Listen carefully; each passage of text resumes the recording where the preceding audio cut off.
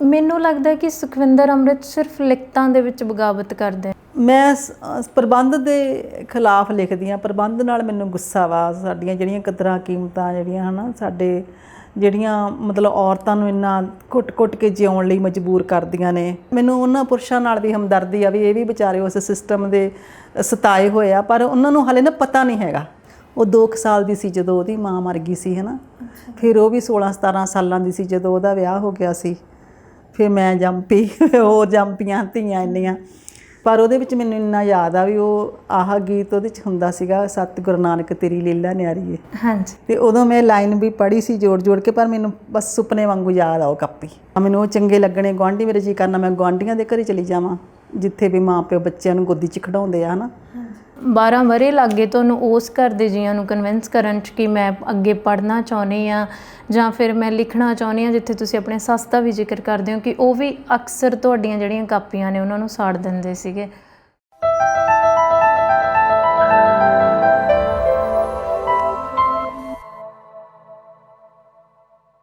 B social ਵੇਖ ਰਹੇ ਦਰਸ਼ਕਾਂ ਨੂੰ ਸਤਿ ਸ਼੍ਰੀ ਅਕਾਲ। ਮੈਂ ਰੁਪਿੰਦਰ ਸੰਧੂ ਤੁਹਾਡਾ ਸਾਰਿਆਂ ਦਾ ਸਵਾਗਤ ਹੈ ਸਾਹਿਤਿਕ ਪ੍ਰੋਗਰਾਮ ਦਸਤਕ ਦੇ ਵਿੱਚ। ਕਰੀਬ 45 ਕੁ ਵਰ੍ਹੇ ਪਹਿਲਾਂ ਇੱਕ ਨਿੱਕੀ ਜਿਹੀ ਬਾਲੜੀ ਆਪਣੀਆਂ ਕਵਿਤਾਵਾਂ ਕਾਗਜ਼ ਉੱਤੇ ਝਰੀਟਿਆ ਕਰਦੀ ਸੀ ਤਾਂ ਪਰਿਵਾਰ ਦੀਆਂ ਤਲਖੀਆਂ ਦਾ ਸਾਹਮਣਾ ਕਰਨਾ ਪਿਆ। ਪਿਓ ਦੇ ਡਰ ਤੋਂ ਅਕਸਰ ਹੀ ਮਾਂ ਉਹਨਾਂ ਕਵਿਤਾਵਾਂ ਨੂੰ ਝਾੜ ਦਿੰਦੀ ਸੀ ਅਤੇ ਅੱਜ ਉਸੇ ਬਾਲੜੀ ਦੀਆਂ ਕਵਿਤਾਵਾਂ ਲਾਟ ਬਣ ਕੇ ਬਲਦੀਆਂ ਨੇ ਅਤੇ ਔਰਤ ਵਿਰੋਧੀ ਉਹਨਾਂ ਰੀਤੀ ਰਿਵਾਜਾਂ ਨੂੰ ਅਕਸਰ ਹੀ ਲਲਕਾਰਦੀਆਂ ਨੇ। ਨਾਂ ਹੈ ਸੁਖਵਿੰਦਰ ਅੰਮ੍ਰਿਤ। ਸੁਖਵਿੰਦਰ ਅੰਮ੍ਰਿਤ ਹੁਣਾਂ ਦਾ ਜਨਮ 11 ਦਸੰਬਰ 1963 ਨੂੰ ਲੁਧਿਆਣਾ ਜ਼ਿਲ੍ਹਾ ਦੇ ਪਿੰਡ ਸਦਰਪੁਰਾ ਵਿਖੇ ਪਿਤਾ ਸਰਦਾਰ ਗੁਰਨਾਮ ਸਿੰਘ ਅਤੇ ਮਾਤਾ ਅਮਰਜੀਤ ਕੌਰ ਹੁਣਾਂ ਦੇ ਘਰ ਹੋਇਆ। ਆਪਣੀ ਸ਼ੁਰੂਆਤੀ ਪੜ੍ਹਾਈ ਉਹਨਾਂ ਨੇ ਪਹਿਲਾਂ ਪਿੰਡ ਦੇ ਗੁਰਦੁਆਰਾ ਸਾਹਿਬ ਤੋਂ ਕੀਤੀ, ਪਰ ਪਿਤਾ ਜੀ ਦੇ ਲੁਧਿਆਣਾ ਆਣ ਕੇ ਬੱਸ ਜਾਣ ਕਾਰਨ ਉਹਨਾਂ ਨੇ ਆਪਣੀ 5ਵੀਂ ਤੱਕ ਦੀ ਪੜ੍ਹਾਈ ਲੁਧਿਆਣਾ ਦੇ ਸਰਕਾਰੀ ਸਕੂਲ ਤੋਂ ਕੀਤੀ। ਦੁਬਾਰਾ ਪਰਿਵਾਰ ਪਿੰਡ ਜਾਂਦਾ ਹੈ ਜਿੱਥੇ ਕਿ ਉਹਨਾਂ ਨੇ 6ਵੀਂ ਤੋਂ 9ਵੀਂ ਤੱਕ ਦੀ ਪੜ੍ਹਾਈ ਸਿੱਧਵਾਂ ਦੇ ਸਰਕਾਰੀ ਸਕੂਲ ਤੋਂ ਕਰਨ ਤੋਂ ਬਾਅਦ 5 ਧੀਆਂ ਵਾਲਾ ਪਰਿਵਾਰ ਹੋਣ ਕਰਕੇ ਪਿਓ ਨੇ ਜਲਦੀ ਕਬੀਲਦਾਰੀ ਸਮੇਟਣ ਦੇ ਕਾਰਨ ਆਪਣੀ ਇਸ ਧੀ ਨੂੰ ਮਹਿਜ਼ 17 ਵਰ੍ਹਿਆਂ ਦੀ ਉਮਰ ਦੇ ਵਿੱਚ ਹੀ ਸੰਨ 1981 ਦੇ ਵਿੱਚ ਲੁਧਿਆਣਾ ਵਾਸੀ ਅਮਰਜੀਤ ਹੁਣਾਂ ਨਾਲ ਵਿਆਹ ਦਿੱਤਾ। ਵਿਆਹ ਤੋਂ ਬਾਅਦ ਸੁਖਵਿੰਦਰ ਅੰਮ੍ਰਿਤ ਹੁਣਾਂ ਦੇ ਘਰ ਇੱਕ ਧੀ ਅਤੇ ਇੱਕ ਪੁੱਤਰ ਨੇ ਜਨਮ ਲਿਆ ਅਤੇ ਉਹ ਆਪਣੇ ਪਰਿਵਾਰ ਦੀਆਂ ਜ਼ਿੰਮੇਵਾਰੀਆਂ ਦੇ ਵਿੱਚ ਰੁੱਝ ਗਏ। ਪਰ ਕਿਤੇ ਨਾ ਕਿਤੇ ਮੁੜ ਪੜ੍ਹਨ ਦੀ ਅਤੇ ਲਿਖਣ ਦੀ ਜਿਹੜੀ ਇੱਛਾ ਸੀ ਉਹ ਜ਼ਿਹਨ ਨੂੰ ਬੇਚੈਨ ਕਰਦੀ ਰਹੀ। ਇਸੇ ਬੇਚੈਨੀ ਦੇ ਵਿੱਚ ਉਹਨਾਂ ਨੇ ਲਗਾਤਾਰ ਅਰਜ਼ੋਈਆਂ ਕੀਤੀਆਂ ਅਤੇ ਸੰਨ 1991 ਦੇ ਵਿੱਚ ਉਹ 12ਵੀਂ ਜਮਾਤ ਪਾਸ ਕਰਦੇ ਨੇ, ਉਦੋਂ ਜਦੋਂ ਉਹਨਾਂ ਦੇ ਬੱਚੇ ਵੀ ਉਸੇ ਸਕੂਲ ਵਿੱਚ ਜਾ ਰਹੇ ਸੀ। ਫਿਰ ਤੋਂ 5 ਸਾਲ ਦੇ ਗੈਪ ਤੋਂ ਬਾਅਦ ਉਹਨਾਂ ਨੇ ਆਪਣੀ ਗ੍ਰੈਜੂਏਸ਼ਨ ਅਤੇ ਉਸ ਤੋਂ ਬਾਅਦ ਪੋਸਟ ਗ੍ਰੈਜੂਏਸ਼ਨ ਕੰਪਲੀਟ ਕੀਤੀ ਅਤੇ ਤਕਰੀਬਨ 1 ਵਰ੍ਹਾ ਉਹ ਲੁਧਿਆਣਾ ਦੇ ਗਵਰਨਮੈਂਟ ਕਾਲਜ ਵਿਖੇ ਪੜ੍ਹਾਉਂਦੇ ਵੀ ਰਹੇ ਨੇ। ਗੱਲਾਂ ਬਾਤਾਂ ਕਰਾਂਗੇ ਸੁਖਵਿੰਦਰ ਅੰਮ੍ਰਿਤ ਜੀ ਨਾਲ ਉਹਨਾਂ ਦੀ ਜ਼ਿੰਦਗੀ ਅਤੇ ਉਹਨਾਂ ਦੀ ਸਾਹਿਤਿਕ ਸਫ਼ਰ ਬਾਰੇ। ਸਤਿ ਸ਼੍ਰੀ ਅਕਾਲ ਮੈਮ। ਜੀ ਸਤਿ ਸ਼੍ਰੀ ਅਕਾਲ ਜੀ। ਕੀ ਹਾਲ ਚਾਲ ਹੈ? ਠੀਕ ਆ, ਬਿਲਕੁਲ ਰਾਜੀ ਖੁਸ਼ੀ। ਮੈਂ ਜਦੋਂ ਤੁਹਾਡੀ ਜ਼ਿੰਦਗੀ ਬਾਰੇ ਪੜ੍ਹਿਆ ਜਾਂ ਜਿੰਨਾ ਕੁਝ ਵੀ ਤੁਹਾਡਾ ਦੇਖਿਆ ਹੈ ਜੀ, ਮੈਨੂੰ ਇਹ ਲੱਗਦਾ ਹੁੰਦਾ ਇੱਦਾਂ ਪੜ੍ਹ ਕੇ ਮੈਨੂੰ ਹਿਮਾਚਲ ਦਾ ਸਫ਼ਰ ਯਾਦ ਆ ਗਿਆ, ਹੈ ਨਾ। ਅੱਛਾ। ਕਈ ਵਾਰੀ ਜਦੋਂ ਤੁਸੀਂ ਹਿਮਾਚਲ ਦੇ ਸਫ਼ਰ 'ਤੇ ਜਾਂਦੇ ਹੋ ਤਾਂ ਰਸਤੇ ਨੇ ਜਿਹੜੇ ਉਹ ਇੰਨੇ ਸਿੱਧਰੇ ਪੱਧਰੇ ਹੁੰਦੇ ਆ ਕਿ ਤੁਹਾਡਾ ਸਫ਼ਰ ਹੈ ਜਿਹੜਾ ਉਹ ਕੁਝ ਕੁ ਘੰਟਿਆਂ 'ਚ ਮੁਕੰਮਲ ਹੋ ਜਾਂਦਾ। ਪਰ ਕਈ ਵਾਰੀ ਇਹ ਵੀ ਹੁੰਦਾ ਕਿ ਕੁਝ ਕੁ ਕਦਮਾਂ ਦੀ ਵਾਟ ਵੀ ਤੁਹਾਨੂੰ ਥਕਾ ਦਿੰਦੀ ਆ। ਬਿਲਕੁਲ ਇਸੇ ਤੌਰ ਨਾਲ ਤੁਹਾਡੀ ਜ਼ਿੰਦਗੀ ਆ ਜਿਹੜੀ ਚੱਲਦੀ ਰਹੀ ਆ।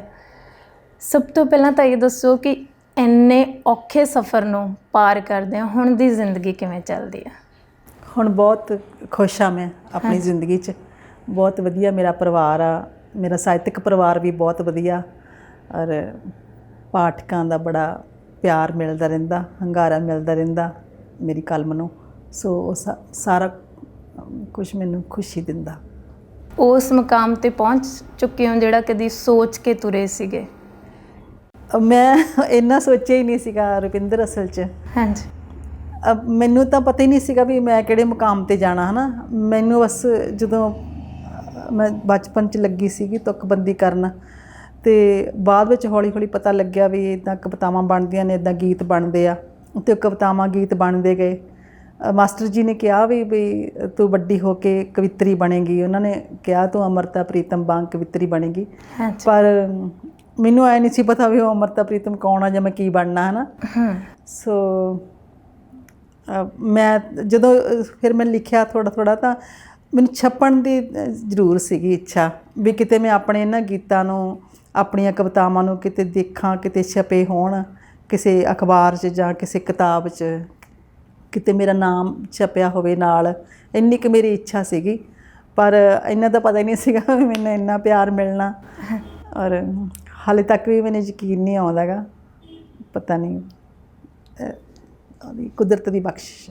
ਹਾਂਜੀ, ਜਦੋਂ ਤੁਸੀਂ ਆਪਣੇ ਮਾਤਾ ਪਿਤਾ ਬਾਰੇ ਗੱਲ ਕਰਦੇ ਹੋ ਤਾਂ ਅਕਸਰ ਤੁਸੀਂ ਕਹਿੰਦੇ ਹੋ ਕਿ ਜਿਹੜੇ ਤੁਹਾਡੇ ਮੰਮੀ ਸੀ ਉਹ ਬਹੁਤ ਡਰਦੇ ਸੀਗੇ ਤੁਹਾਡੇ ਪਿਤਾ ਜੀ ਤੋਂ, ਹੈ ਨਾ, ਕਿਉਂਕਿ ਉਹ ਡਰਿੰਕ ਵੀ ਕਰਦੇ ਸੀ। ਉਸ ਤੋਂ ਬਾਅਦ ਤੁਹਾਡੀ ਅਤੇ ਉਹਨਾਂ ਦੀ ਅਕਸਰ ਹੀ ਤੁਸੀਂ ਕਹਿੰਦੇ ਹੋ ਕਿ ਕੁੱਟਮਾਰ ਕਰਿਆ ਕਰਦੇ ਸੀ ਜੀ। ਪਰ ਨਾਲ ਦੀ ਨਾਲ ਤੁਹਾਡੇ ਮਨ ਦੇ ਵਿੱਚ ਇਹ ਪੀੜ ਵੀ ਆ ਉਹਨਾਂ ਲਈ ਕਿ 5 ਧੀਆਂ ਦਾ ਪਿਓ ਹੋਣ ਦੇ ਨਾਤੇ ਉਹ ਕਬੀਲਦਾਰੀ ਨਾਲ ਇੱਦਾਂ ਝੰਬੇ ਹੋਏ ਸੀ ਵੀ ਉਹਨਾਂ ਦੀ ਉਹ ਜਿਹੜੀ ਸਾਰੀ ਫਰਸਟ੍ਰੇਸ਼ਨ ਸੀ ਉਹ ਪਰਿਵਾਰ 'ਤੇ ਅਕਸਰ ਕੱਢ ਦਿੰਦੇ ਸੀਗੇ ਜੀ। ਹੁਣ ਮੈਨੂੰ ਇਹ ਲੱਗਦਾ ਹੈ ਕਿ ਤੁਸੀਂ ਸ਼ਾਇਦ ਉਸੇ ਬਚਪਨ ਕਰਕੇ ਜ਼ਿਆਦਾਤਰ ਮਰਦਾਵੇਂ ਸਮਾਜ ਦੇ ਵਿਰੋਧ ਦੇ ਵਿੱਚ ਲਿਖ ਰਹੇ ਹੋ। ਤੁਹਾਨੂੰ ਆਪਣੀਆਂ ਕਵਿਤਾਵਾਂ ਪੜ੍ਹ ਕੇ ਕੀ ਲੱਗਦਾ? ਮਰਦਾਵਾਂ ਸਮਾਜ ਦੇ ਵਿਰੋਧ ਵਿੱਚ ਵੀ ਨਹੀਂ ਲਿਖਦੀ ਮੈਂ ਅਸਲ 'ਚ। ਹਾਂਜੀ, ਮੈਂ ਪ੍ਰਬੰਧ ਦੇ ਖਿਲਾਫ ਲਿਖਦੀ ਹਾਂ। ਪ੍ਰਬੰਧ ਨਾਲ ਮੈਨੂੰ ਗੁੱਸਾ ਵਾ। ਸਾਡੀਆਂ ਜਿਹੜੀਆਂ ਕਦਰਾਂ ਕੀਮਤਾਂ ਜਿਹੜੀਆਂ ਹੈ ਨਾ, ਸਾਡੇ ਜਿਹੜੀਆਂ ਮਤਲਬ ਔਰਤਾਂ ਨੂੰ ਇੰਨਾ ਘੁੱਟ-ਘੁੱਟ ਕੇ ਜਿਉਣ ਲਈ ਮਜਬੂਰ ਕਰਦੀਆਂ ਨੇ ਅਤੇ ਪੁਰਸ਼ਾਂ ਨੂੰ ਬਹੁਤ ਖੁੱਲ੍ਹਾਂ ਦਿੰਦੀਆਂ ਨੇ ਵੀ ਮੁੰਡੇ ਇੱਦਾਂ ਜਿਉਂ ਸਕਦੇ ਆ, ਇੱਦਾਂ ਰਹਿ ਸਕਦੇ ਆ ਨਾ। ਉਹਨਾਂ ਕੋਲ ਵੱਧ ਆਜ਼ਾਦੀ ਆ, ਉਹ ਆਪਣੇ ਫੈਸਲੇ ਆਪ ਕਰ ਸਕਦੇ ਆ ਅਤੇ ਮਾਪਿਆਂ ਨਾਲ ਲੜ ਵੀ ਸਕਦੇ ਆ। ਔਰ ਧੀਆਂ ਜਿਹੜੀਆਂ ਉਹ ਵਿਚਾਰੀਆਂ ਬਸ ਐਂ ਉਹਨਾਂ ਦੀ ਵਿੱਚ ਜੀ ਹਜ਼ੂਰੀ ਕਰਦੀਆਂ ਨੇ, ਪਹਿਲਾਂ ਮਾਪਿਆਂ ਦੀ ਫਿਰ ਸਹੁਰਿਆਂ ਦੀ। ਇੱਦਾਂ ਬਸ ਉਹ ਜਿਹੜਾ ਪ੍ਰਬੰਧ ਆ, ਕਿਵੇਂ ਔਰਤ ਨੂੰ ਮਤਲਬ ਇੱਦਾਂ ਦੱਬ ਕੇ ਰਹਿਣ ਲਈ ਮਜਬੂਰ ਕੀਤਾ ਸਾਡੀਆਂ ਰੀਤਾਂ ਰਸਮਾਂ ਨੇ, ਉਹਦੇ ਖਿਲਾਫ ਮੇਰੇ ਮਨ 'ਚ ਜ਼ਰੂਰ ਗੁੱਸਾ ਵਾ। ਅਤੇ ਜਦ ਕਿ ਹਮਦਰਦੀ ਮੈਨੂੰ ਉਹਨਾਂ ਪੁਰਸ਼ਾਂ ਨਾਲ ਵੀ ਆ ਜਿਹੜੇ ਇਸ ਪ੍ਰਬੰਧ ਦੀ ਆਪ ਵੀ ਬਹੁਤ ਜ਼ਿਆਦਾ ਮਤਲਬ ਉਹਨਾਂ ਲਈ ਦੁੱਖਦਾਇਕ ਆ ਇਹ ਪ੍ਰਬੰਧ। ਕਿਉਂਕਿ ਮੈਂ ਨਿੱਕੀ ਜਿਹੀ ਗੱਲ ਕਰਦੀ ਹਾਂ ਵੀ ਜਦੋਂ ਕਿਸੇ ਔਰਤ ਨਾਲ ਜ਼ਿਆਦਤੀ ਸਾਡੇ ਸਮਾਜ ਵਿੱਚ ਹੁੰਦੀ ਆ, ਕਿਸੇ ਬੱਚੀ ਨਾਲ, ਵੱਡੀ ਉਮਰ ਦੀ ਔਰਤ ਨਾਲ, ਵੀ ਉਹਦੇ ਜਿਹੜੇ ਨਾਲ ਸੰਬੰਧਿਤ ਉਹਦੇ ਜਿਹੜੇ ਰਿਸ਼ਤੇ ਆ ਨਾ ਪੁਰਸ਼ ਦੇ ਰੂਪ ਵਿੱਚ, ਉਹਦਾ ਪਿਤਾ, ਭਰਾ, ਮਤਲਬ ਉਹਦਾ ਪਤੀ, ਦੋਸਤ, ਉਹ ਵੀ ਨਾਲ ਉਨਾ ਹੀ ਦੁੱਖ ਭੋਗਦੇ ਆ ਨਾ। ਘਰ ਦੀ ਇੱਕ ਧੀ ਦੁਖੀ ਆ, ਉਹ ਸਾਰਾ ਪਰਿਵਾਰ ਦੁਖੀ ਆ, ਉਹ ਪੁਰਸ਼ ਵੀ ਦੁਖੀ ਨੇ ਉਹਦਾ। ਇਸ ਕਰਕੇ ਮੈਨੂੰ ਉਹਨਾਂ ਪੁਰਸ਼ਾਂ ਨਾਲ ਵੀ ਹਮਦਰਦੀ ਆ ਵੀ ਇਹ ਵੀ ਵਿਚਾਰੇ ਉਸ ਸਿਸਟਮ ਦੇ ਸਤਾਏ ਹੋਏ ਆ, ਪਰ ਉਹਨਾਂ ਨੂੰ ਹਾਲੇ ਨਾ ਪਤਾ ਨਹੀਂ ਹੈਗਾ। ਉਹਨਾਂ ਨੂੰ ਮੈਨੂੰ ਐਂ ਲੱਗਦਾ, ਮੈਂ ਇੰਨੀ ਜ਼ਿਆਦਾ ਸਿਆਣੀ ਤਾਂ ਨਹੀਂ ਵੀ ਉਹਨਾਂ ਨੂੰ ਇਹ ਪਤਾ ਨਹੀਂ ਲੱਗਦਾ ਵੀ ਅਸੀਂ ਵੀ ਇਹਦੀ ਮਾਰ ਸਹਿ ਰਹੇ ਹਾਂ ਇਸ ਸਿਸਟਮ ਦੀ। ਉਹ ਥੋੜ੍ਹਾ ਜਿਹਾ ਚਿਰ ਤਾਂ ਐਂ ਮਤਲਬ ਸੋਚਦੇ ਆ ਵੀ ਅਸੀਂ ਵੀ ਤਕੜੇ ਆ ਜਾਂ ਅਸੀਂ ਸਾਡੇ ਕੋਲ ਬਹੁਤ ਜ਼ਿਆਦਾ ਖੁੱਲ੍ਹਾਂ ਨੇ, ਹੈ ਨਾ, ਆਜ਼ਾਦੀ ਆ, ਪਰ ਅੰਦਰੋਂ ਕਿਤੇ ਉਹ ਵੀ ਖੁਰ ਰਹੇ ਆ। ਹਾਂਜੀ। ਅਤੇ ਸੋ ਬਰਾਬਰੀ ਵਾਲਾ ਸਮਾਜ ਹੋਣਾ ਚਾਹੀਦਾ ਸਾਡਾ, ਫਿਰ ਹੀ ਸਾਡੇ ਪੁਰਸ਼ ਵੀ ਅਤੇ ਔਰਤਾਂ ਵੀ ਰਲ ਮਿਲ ਕੇ ਖੁਸ਼ ਰਹਿ ਸਕਣਗੇ ਪਿਆਰ ਮੁਹੱਬਤ ਨਾਲ। ਜਿੰਨਾ ਚਿਰ ਬਰਾਬਰੀ ਨਹੀਂ ਆਉਂਦੀ, ਔਰਤਾਂ ਉੱਤੇ ਨਹੀਂ ਉੱਠਦੀਆਂ, ਉਹਨਾਂ ਦੀ ਮਤਲਬ ਉਹਨਾਂ ਨੂੰ ਜ਼ਿੰਦਗੀ 'ਚ ਉਨੀਆਂ ਖੁਸ਼ੀਆਂ ਨਹੀਂ ਮਿਲਦੀਆਂ, ਉਹ ਇੱਦਾਂ ਹੀ ਦੁੱਖ ਹੀ ਰਹਿਣਾ ਸਾਡੇ ਸਮਾਜ ਵਿੱਚ। ਹਾਂਜੀ। ਉਸ ਮਾਹੌਲ ਨੂੰ ਜਿਹਨੂੰ ਤੁਸੀਂ ਬਚਪਨ ਦੇ ਵਿੱਚ ਹੰਢਾਇਆ, ਉਸ ਸਮੇਂ ਤੁਹਾਡੇ 'ਤੇ ਉਸ ਚੀਜ਼ ਨੇ ਕੀ ਅਸਰ ਕੀਤਾ? ਜਿਹੜੀਆਂ ਤੁਹਾਡੀਆਂ ਲਿਖਤਾਂ 'ਚ ਇਹ ਸੂਖਮਤਾ, ਤੁਹਾਨੂੰ ਲੱਗਦਾ ਵੀ ਕਿਤੇ ਕਿਤੇ ਤੁਸੀਂ ਇਹ ਵੀ ਕਹਿੰਦੇ ਹੋ ਵੀ ਤੁਹਾਡੇ ਜਿਹੜੇ ਮਦਰ ਸੀ ਉਹ ਅਕਸਰ ਗਾਣੇ ਇਕੱਠੇ ਕਰਿਆ ਕਰਦੇ ਸੀ, ਫਿਰ ਉਹਨਾਂ ਨੂੰ ਚੋਰੀ ਇੱਕ ਕਾਪੀ ਦੇ ਵਿੱਚ ਨੋਟ ਕਰਕੇ ਰੱਖ ਲੈਂਦੇ ਸੀਗੇ। ਉਸ ਮਾਹੌਲ ਨੇ ਤੁਹਾਨੂੰ ਲਿਖਣ ਵੱਲ ਭੇਜਿਆ ਜਾਂ ਫਿਰ ਉਹ ਮਾਂ ਦੀ ਜਿਹੜੀ ਸੂਖਮਤਾ ਸੀ ਉਹਨੇ ਸੁਖਵਿੰਦਰ ਅੰਮ੍ਰਿਤ ਬਣਾ ਦਿੱਤਾ? ਜਦੋਂ ਮੈਂ ਬਹੁਤ ਛੋਟੀ ਸੀ ਨਾ, ਉਦੋਂ ਮੈਂ ਦੇਖਦੀ ਹੁੰਦੀ ਸੀ ਕਿ ਵੀ ਮੇਰੀ ਮਾਂ ਨਾ ਗੀਤ ਗੁਣਗੁਣਾਉਂਦੀ ਵੀ ਹੁੰਦੀ ਸੀਗੀ ਅਤੇ ਇੱਕ ਕਾਪੀ 'ਤੇ ਤਾਰਦੀ ਵੀ ਹੁੰਦੀ ਸੀ ਉਹਨਾਂ ਨੂੰ, ਆਪਣੇ ਪਸੰਦੀਦਾ ਗੀਤਾਂ ਨੂੰ। ਅਤੇ ਉਹ ਕਾਪੀ ਨਾ ਸਾਡੇ ਕੋਲੋਂ ਬੜਾ ਲੁਕੋ ਕੇ ਨਾ ਸਾਡੇ ਹੱਥ 'ਚ ਆ ਜਾਣੀ ਕਿਤੇ ਬੱਚਿਆਂ ਦੇ, ਅਤੇ ਉਹਨੇ ਫੜ ਕੇ ਖੋਹ ਕੇ ਐਂ ਉੱਪਰ ਰੱਖ ਦੇਣਾ ਵੀ ਜਿੱਥੇ ਸਾਡਾ ਹੱਥ ਨਾ ਪਹੁੰਚ ਸਕੇ। ਅਤੇ ਮੈਂ ਸੋਚਾਂ ਵੀ ਇਹ ਪਤਾ ਨਹੀਂ ਕੀ ਆ ਨਾ, ਮੇਰੀ ਮਾਂ ਦੀ ਕਾਪੀ 'ਚ ਵੀ ਇਹ ਸਾਨੂੰ ਹੱਥ ਨਹੀਂ ਲਾਉਣ ਦਿੰਦੀ। ਮੇਰੀ ਬੜੀ ਜਿਗਿਆਸਾ ਹੁੰਦੀ ਸੀ ਵੀ ਮੈਂ ਉਹ ਕਾਪੀ ਫੋੜ ਕੇ ਦੇਖਾਂ, ਪਰ ਮੈਂ ਹੁਣ ਦੇਖ ਨਹੀਂ ਸਕੀ। ਬਸ ਉਹਦੀ ਮੈਨੂੰ ਦਿੱਖ ਹੀ ਯਾਦ ਆ, ਉਹਦੇ ਫਿਰ ਪਾਟੇ ਜੇ ਬਿਖਰੇ ਜੇ ਵਰਕੇ ਵੀ ਯਾਦ ਨੇ ਹੈ ਨਾ, ਜਦੋਂ ਹੌਲੀ ਹੌਲੀ ਬਹੁਤ ਰਫ ਹੋ ਗਈ ਸੀ। ਅਤੇ ਫਿਰ ਬਾਅਦ ਵਿੱਚ ਮੈਨੂੰ ਜਦੋਂ ਵੱਡੀ ਹੋ ਕੇ ਮੈਨੂੰ ਪਤਾ ਲੱਗਿਆ ਵੀ ਉਹ ਗੀਤਾਂ ਵਾਲੀ ਕਾਪੀ ਸੀ ਮੇਰੀ ਮਾਂ ਦੀ। ਹਾਂਜੀ। ਕਿਉਂਕਿ ਉਦੋਂ ਬਹੁਤੀ ਸੁਰਤ ਨਹੀਂ ਸੀਗੀ ਮੈਨੂੰ ਜਦੋਂ ਮੈਂ ਦੇਖੀ ਸੀ ਉਹ ਕਾਪੀ। ਅਤੇ ਪਰ ਉਹਦੇ ਵਿੱਚ ਮੈਨੂੰ ਇੰਨਾ ਯਾਦ ਆ ਵੀ ਉਹ ਆਹ ਗੀਤ ਉਹਦੇ 'ਚ ਹੁੰਦਾ ਸੀਗਾ, ਸਤਿ ਗੁਰੂ ਨਾਨਕ ਤੇਰੀ ਲੀਲਾ ਨਿਆਰੀਏ। ਹਾਂਜੀ। ਅਤੇ ਉਦੋਂ ਮੈਂ ਲਾਈਨ ਵੀ ਪੜ੍ਹੀ ਸੀ ਜੋੜ ਜੋੜ ਕੇ, ਪਰ ਮੈਨੂੰ ਬਸ ਸੁਪਨੇ ਵਾਂਗੂ ਯਾਦ ਆ ਉਹ ਕਾਪੀ। ਪਰ ਫਿਰ ਮੈਂ ਮਤਲਬ ਜਦੋਂ ਮੈਂ ਸੋਚਣ ਸਮਝਣ ਜੋਗੀ ਹੋਈ ਤਾਂ ਮੈਂ ਕਿਹਾ ਮੇਰੀ ਮਾਂ ਨੇ ਕਿੰਨੀਆਂ ਜ਼ਿਆਦਤੀਆਂ ਹੰਢਾਈਆਂ ਨੇ। ਉਹ 2 ਸਾਲ ਦੀ ਸੀ ਜਦੋਂ ਉਹਦੀ ਮਾਂ ਮਰ ਗਈ ਸੀ ਹੈ ਨਾ। ਫਿਰ ਉਹ ਵੀ 16-17 ਸਾਲਾਂ ਦੀ ਸੀ ਜਦੋਂ ਉਹਦਾ ਵਿਆਹ ਹੋ ਗਿਆ ਸੀ। ਫਿਰ ਮੈਂ ਜੰਮ ਪਈ, ਹੋਰ ਜੰਮ ਪਈਆਂ ਧੀਆਂ ਇੰਨੀਆਂ। ਸੋ ਅਤੇ ਜਿੱਥੇ ਉਹ ਵਿਆਹੀ ਆਈ ਸੀ ਉਹ ਬਹੁਤ ਮਤਲਬ ਬਹੁਤ ਮੇਰੇ ਨਾਨਕਿਆਂ ਨਾਲੋਂ ਮੇਰੇ ਦਾਦਕਿਆਂ ਦੇ ਪਰਿਵਾਰ ਦਾ ਬਹੁਤ ਜ਼ਿਆਦਾ ਸੁਭਾਅ ਦਾ ਫਰਕ ਆ ਨਾ। ਮੇਰੇ ਨਾਨਕੇ ਠੰਡੇ ਸੁਭਾਅ ਦੇ ਹੈਗੇ, ਸਾਰੇ ਮੇਰੇ ਮਾਮੇ ਹੁਣੀ ਸੀਗੇ ਨਾ ਜਿਵੇਂ। ਅਤੇ ਇੱਧਰ ਮੇਰੇ ਦਾਦਕੇ ਪਰਿਵਾਰ ਦੇ ਵਿੱਚ ਬਹੁਤ ਮਤਲਬ ਖਰੂਦ ਪਾਉਣ ਵਾਲੇ ਮੇਰੇ ਚਾਚੇ ਤਾਏ ਦਾਦਾ ਜੀ ਸਾਰੇ ਅਤੇ 7 ਸੀਗੇ। ਇੱਕ ਨੇ ਆਤਮ ਹੱਤਿਆ ਕਰ ਲਈ ਸੀਗੀ, ਮੇਰੇ ਚਾਚਾ ਜੀ ਨੇ ਖੂਹ 'ਚ ਨਾ ਡੁੱਬ ਕੇ। ਅਤੇ 6 ਹੁਣ ਤੱਕ ਮਤਲਬ ਰਹੇ ਆ। ਹੁਣ ਹੌਲੀ ਹੌਲੀ ਘੱਟ ਰਹੇ ਆ ਉਹਨਾਂ ਦੇ, ਮਤਲਬ 2-3 ਚਾਚਾ ਜੀ ਮੇਰੇ ਪੂਰੇ ਹੋ ਗਏ। ਉਹ ਸਾਰਾ ਮੇਰੀ ਮਾਂ ਨੇ ਜਿਵੇਂ ਹੰਢਾਇਆ, ਫਿਰ ਮੇਰੇ ਪਿਤਾ ਦਾ ਮਤਲਬ ਸਾਰਾ ਕਰੂਰ ਰੂਪ ਉਹਨੇ ਹੰਢਾਇਆ, ਅਸੀਂ ਮੈਂ ਦੇਖਿਆ। ਫਿਰ ਮੇਰੇ ਨਾਲ ਜਿਵੇਂ ਇੱਦਾਂ ਹੋਇਆ, ਉਹ ਸਾਰਾ ਕੁਛ ਬਸ ਉਹ ਮੈਨੂੰ ਅੰਦਰੋਂ ਕਿਤੇ ਮੈਨੂੰ ਸਿਖਾਉਂਦਾ ਰਿਹਾ ਹੈ ਨਾ, ਜਾਂ ਮੈਨੂੰ ਉਸ ਮਾਹੌਲ ਦੇ ਪ੍ਰਤੀ ਬਗਾਵਤ ਲਈ ਤਿਆਰ ਕਰਦਾ ਰਿਹਾ। ਅਤੇ ਮੈਨੂੰ ਉਹ ਗੱਲਾਂ ਚੰਗੀਆਂ ਲੱਗਦੀਆਂ ਰਹੀਆਂ ਜਿਹੜੀਆਂ ਬਹੁਤ ਕੋਮਲ ਸੀ, ਪਿਆਰ ਭਰੀਆਂ ਸੀਗੀਆਂ। ਉਹ ਗੀਤ ਹੈ ਨਾ, ਉਹ ਰਿਸ਼ਤੇ, ਆਂਢ ਗੁਆਂਢ 'ਚ ਵੀ ਜਿਹੜਾ ਪਿਆਰ ਦਾ ਮਾਹੌਲ ਹੁੰਦਾ ਸੀਗਾ ਤਾਂ ਮੈਨੂੰ ਉਹ ਚੰਗੇ ਲੱਗਣੇ। ਗੁਆਂਢੀ ਮੇਰੇ ਜੀ ਕਰਨਾ ਮੈਂ ਗੁਆਂਢੀਆਂ ਦੇ ਘਰ ਚਲੀ ਜਾਵਾਂ ਜਿੱਥੇ ਵੀ ਮਾਂ ਪਿਓ ਬੱਚਿਆਂ ਨੂੰ ਗੋਦੀ 'ਚ ਖਿਡਾਉਂਦੇ ਆ ਹੈ ਨਾ, ਵੀ ਸਾਡੇ ਮਾਂ ਪਿਓ ਇਹੋ ਜਿਹੇ ਕਿਉਂ ਨਹੀਂ। ਕਿਉਂਕਿ ਮੇਰੀ ਮਾਂ ਵੀ ਬਹੁਤ ਕਠੋਰ ਹੋ ਗਈ ਸੀਗੀ। ਸਾਰੇ ਇੰਨੇ ਦੁੱਖ ਸਹਿ ਕੇ ਨਾ, ਉਹ ਵਿਚਾਰੀ ਰੋਂਦੀ ਰਾਂਦੀ ਰਹਿੰਦੀ ਸੀਗੀ, ਅਤੇ ਉਹਨੇ ਕੀ ਸਾਨੂੰ ਪਿਆਰ ਕਰਨਾ ਸੀਗਾ। ਮੈਮ ਤੁਸੀਂ ਗੱਲ ਕਰ ਰਹੇ ਹੋ ਕਿ ਉਹ ਮਾਹੌਲ ਸੀ ਜਿਹੜਾ ਤੁਹਾਨੂੰ ਬਗਾਵਤ ਲਈ ਹੈ ਨਾ ਤਿਆਰ ਕਰਦਾ ਰਿਹਾ। ਮੈਨੂੰ ਲੱਗਦਾ ਕਿ ਸੁਖਵਿੰਦਰ ਅੰਮ੍ਰਿਤ ਸਿਰਫ ਲਿਖਤਾਂ ਦੇ ਵਿੱਚ ਬਗਾਵਤ ਕਰਦੇ ਨੇ। ਜਦੋਂ ਮੈਂ ਤੁਹਾਡੀ ਨਿੱਜੀ ਜ਼ਿੰਦਗੀ ਨੂੰ ਦੇਖਾਂ ਤਾਂ ਪਿਓ ਦੇ ਡਰ ਤੋਂ ਜਦੋਂ ਮਾਂ ਕਵਿਤਾਵਾਂ ਸਾੜ ਦਿੰਦੀ ਆ ਤਾਂ ਤੁਸੀਂ ਉੱਥੇ ਆਵਾਜ਼ ਨਹੀਂ ਚੁੱਕੀ, ਤੁਸੀਂ ਚੁੱਪਚਾਪ ਵਿਆਹ ਕਰਵਾ ਕੇ ਇੱਕ ਦੂਜੇ ਘਰ 'ਚ ਆ ਜਾਂਦੇ ਹੋ। ਫਿਰ ਤੁਸੀਂ ਹਮੇਸ਼ਾ ਹਰ ਇੰਟਰਵਿਊ ਵਿੱਚ ਕਹਿੰਦੇ ਹੋ ਕਿ ਤਕਰੀਬਨ 12 ਵਰ੍ਹੇ ਲੱਗ ਗਏ ਤੁਹਾਨੂੰ ਉਸ ਘਰ ਦੇ ਜੀਆਂ ਨੂੰ ਕਨਵਿੰਸ ਕਰਨ 'ਚ ਕਿ ਮੈਂ ਅੱਗੇ ਪੜ੍ਹਨਾ ਚਾਹੁੰਦੀ ਹਾਂ ਜਾਂ ਫਿਰ ਮੈਂ ਲਿਖਣਾ ਚਾਹੁੰਦੀ ਹਾਂ। ਜਿੱਥੇ ਤੁਸੀਂ ਆਪਣੇ ਸੱਸ ਦਾ ਵੀ ਜ਼ਿਕਰ ਕਰਦੇ ਹੋ ਕਿ ਉਹ ਵੀ ਅਕਸਰ ਤੁਹਾਡੀਆਂ ਜਿਹੜੀਆਂ ਕਾਪੀਆਂ ਨੇ ਉਹਨਾਂ ਨੂੰ ਸਾੜ ਦਿੰਦੇ ਸੀਗੇ। ਅਸਲ ਜ਼ਿੰਦਗੀ 'ਚ ਬਗਾਵਤ ਨਹੀਂ ਕੀਤੀ, ਕਵਿਤਾਵਾਂ 'ਚ ਬਗਾਵਤ ਕਰਨ ਵਾਲੀ ਸੁਖਵਿੰਦਰ ਉੱਥੇ ਕਿਉਂ ਇੰਨੇ ਕਮਜ਼ੋਰ ਆਪਣੇ ਆਪ ਨੂੰ ਮਹਿਸੂਸ ਕਰ ਰਹੇ ਸੀ?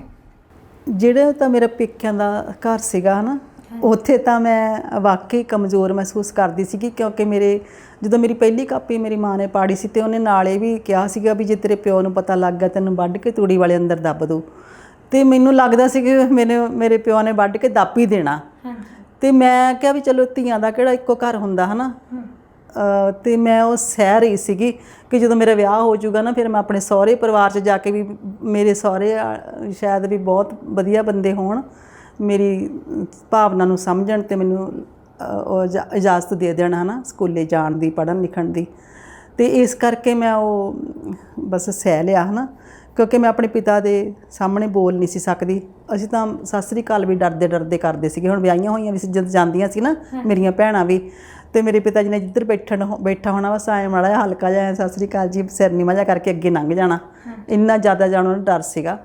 ਅਤੇ ਪਰ ਫਿਰ ਜਦੋਂ ਉੱਥੇ ਤਾਂ ਮੈਂ ਕੀ ਬਗਾਵਤ ਕਰਨੀ ਸੀ ਹੈ ਨਾ ਆਪਣੇ ਪਿਓ ਦੇ ਖਿਲਾਫ। ਤਾਂ ਪਿਓ ਦੇ ਖਿਲਾਫ ਮੈਂ ਇੰਨੀ ਕੁ ਬਗਾਵਤ ਜ਼ਰੂਰ ਕੀਤੀ ਬਸ, ਵੀ ਜਿਹੜਾ ਕੁਛ ਮੇਰੇ ਮਨ 'ਚ ਆਉਂਦਾ ਸੀਗਾ ਮੈਂ ਉਹ ਕਾਪੀ 'ਤੇ ਝਰੀਟ ਲੈਂਦੀ ਸੀਗੀ। ਫਿਰ ਜਾਂ ਤਾਂ ਮੇਰੀ ਮਾਂ ਪਾੜ ਦਿੰਦੀ ਸੀਗੀ ਜਾਂ ਫਿਰ ਮੈਂ ਆਪ ਹੀ ਪਾੜ ਦਿੰਦੀ ਸੀ ਵੀ ਕਿਤੇ ਫੜੀ ਨਾ ਜਾਵਾਂ। ਅਤੇ ਜਿਹੜੀ ਸਹੁਰੇ ਆ ਕੇ ਬਗਾਵਤ ਮੈਂ ਤਾਂ ਨਹੀਂ ਕੀਤੀ ਹੈਗੀ ਖੁੱਲ੍ਹੇ ਰੂਪ 'ਚ, ਜਿਵੇਂ ਵੀ ਮੈਂ ਐਵੇਂ ਲੜੀ ਨਹੀਂ ਹੈਗੀ, ਨਾ ਮੈਂ ਐਂ ਕਿਹਾ ਵੀ ਮੈਂ ਜਾਂਦੀ ਹਾਂ ਫਿਰ ਜੇ ਤੁਸੀਂ ਨਹੀਂ ਮੇਰਾ ਮੰਨਦੇ ਕਹਿਣਾ। ਲੜਨ ਵਾਲਾ ਤੁਹਾਡਾ ਸੁਭਾਅ ਵੀ ਨਹੀਂ ਲੱਗਦਾ।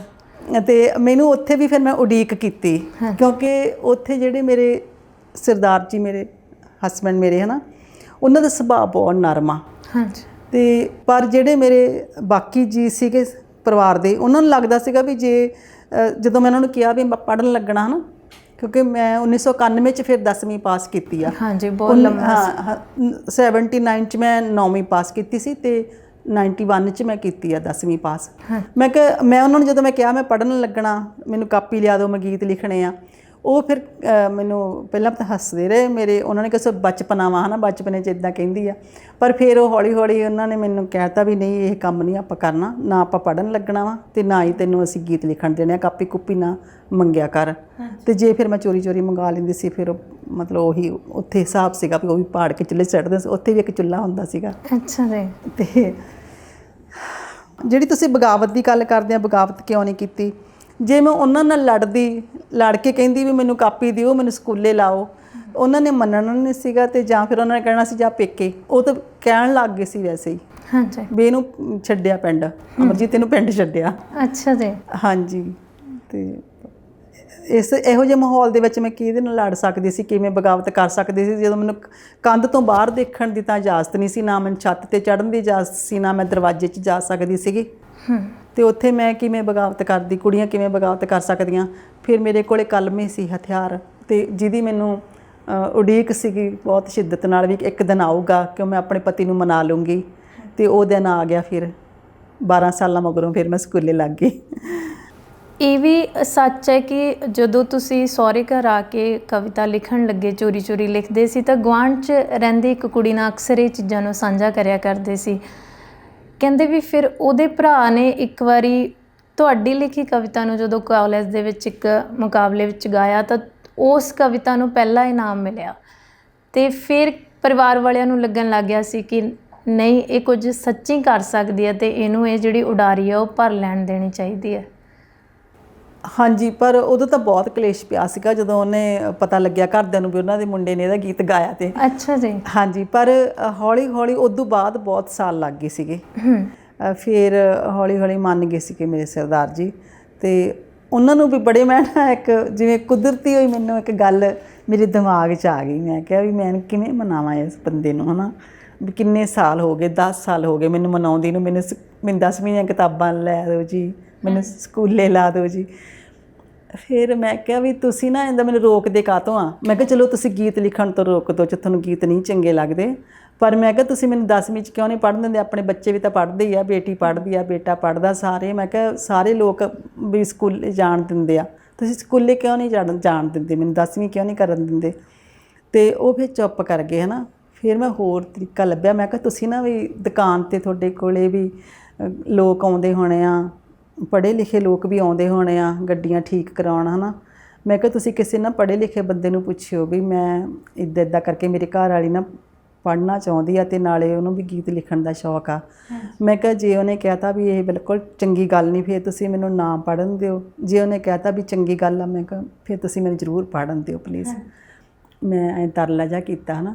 ਫਿਰ ਪਤਾ ਨਹੀਂ ਇਹਨਾਂ ਦੇ ਮਨ 'ਚ ਕੀ ਆਈ, ਮੈਨੂੰ ਦੱਸਦੇ ਸੀਗੇ, ਉਦੋਂ ਤਾਂ ਨਹੀਂ ਦੱਸਿਆ।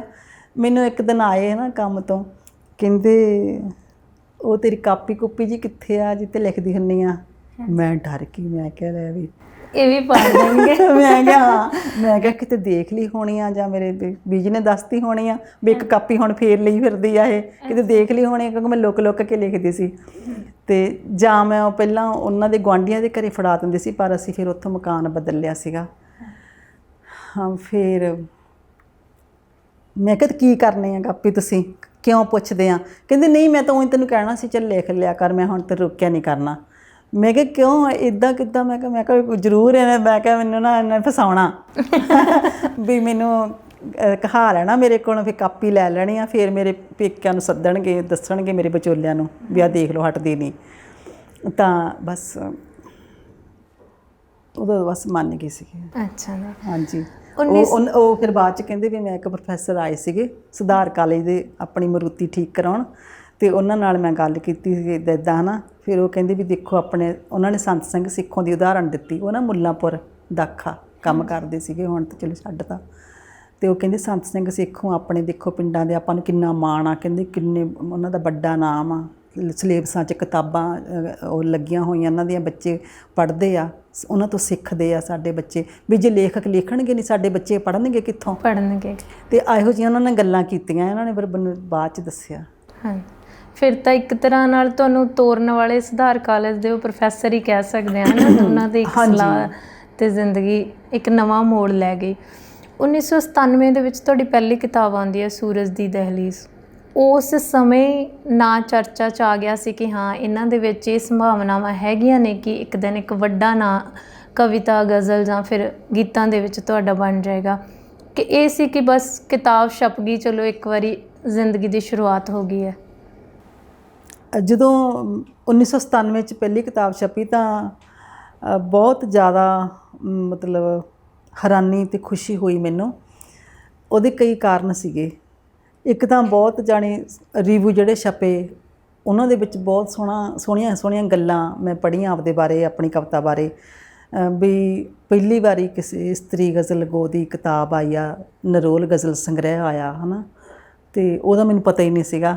ਅਤੇ ਇਹ ਇੱਕ ਸਾਰਿਆਂ ਨੇ ਕਿਹਾ ਵੀ ਵੱਡੀ ਗੱਲ ਹੋ ਗਈ ਪੰਜਾਬੀ ਸਾਹਿਤ 'ਚ।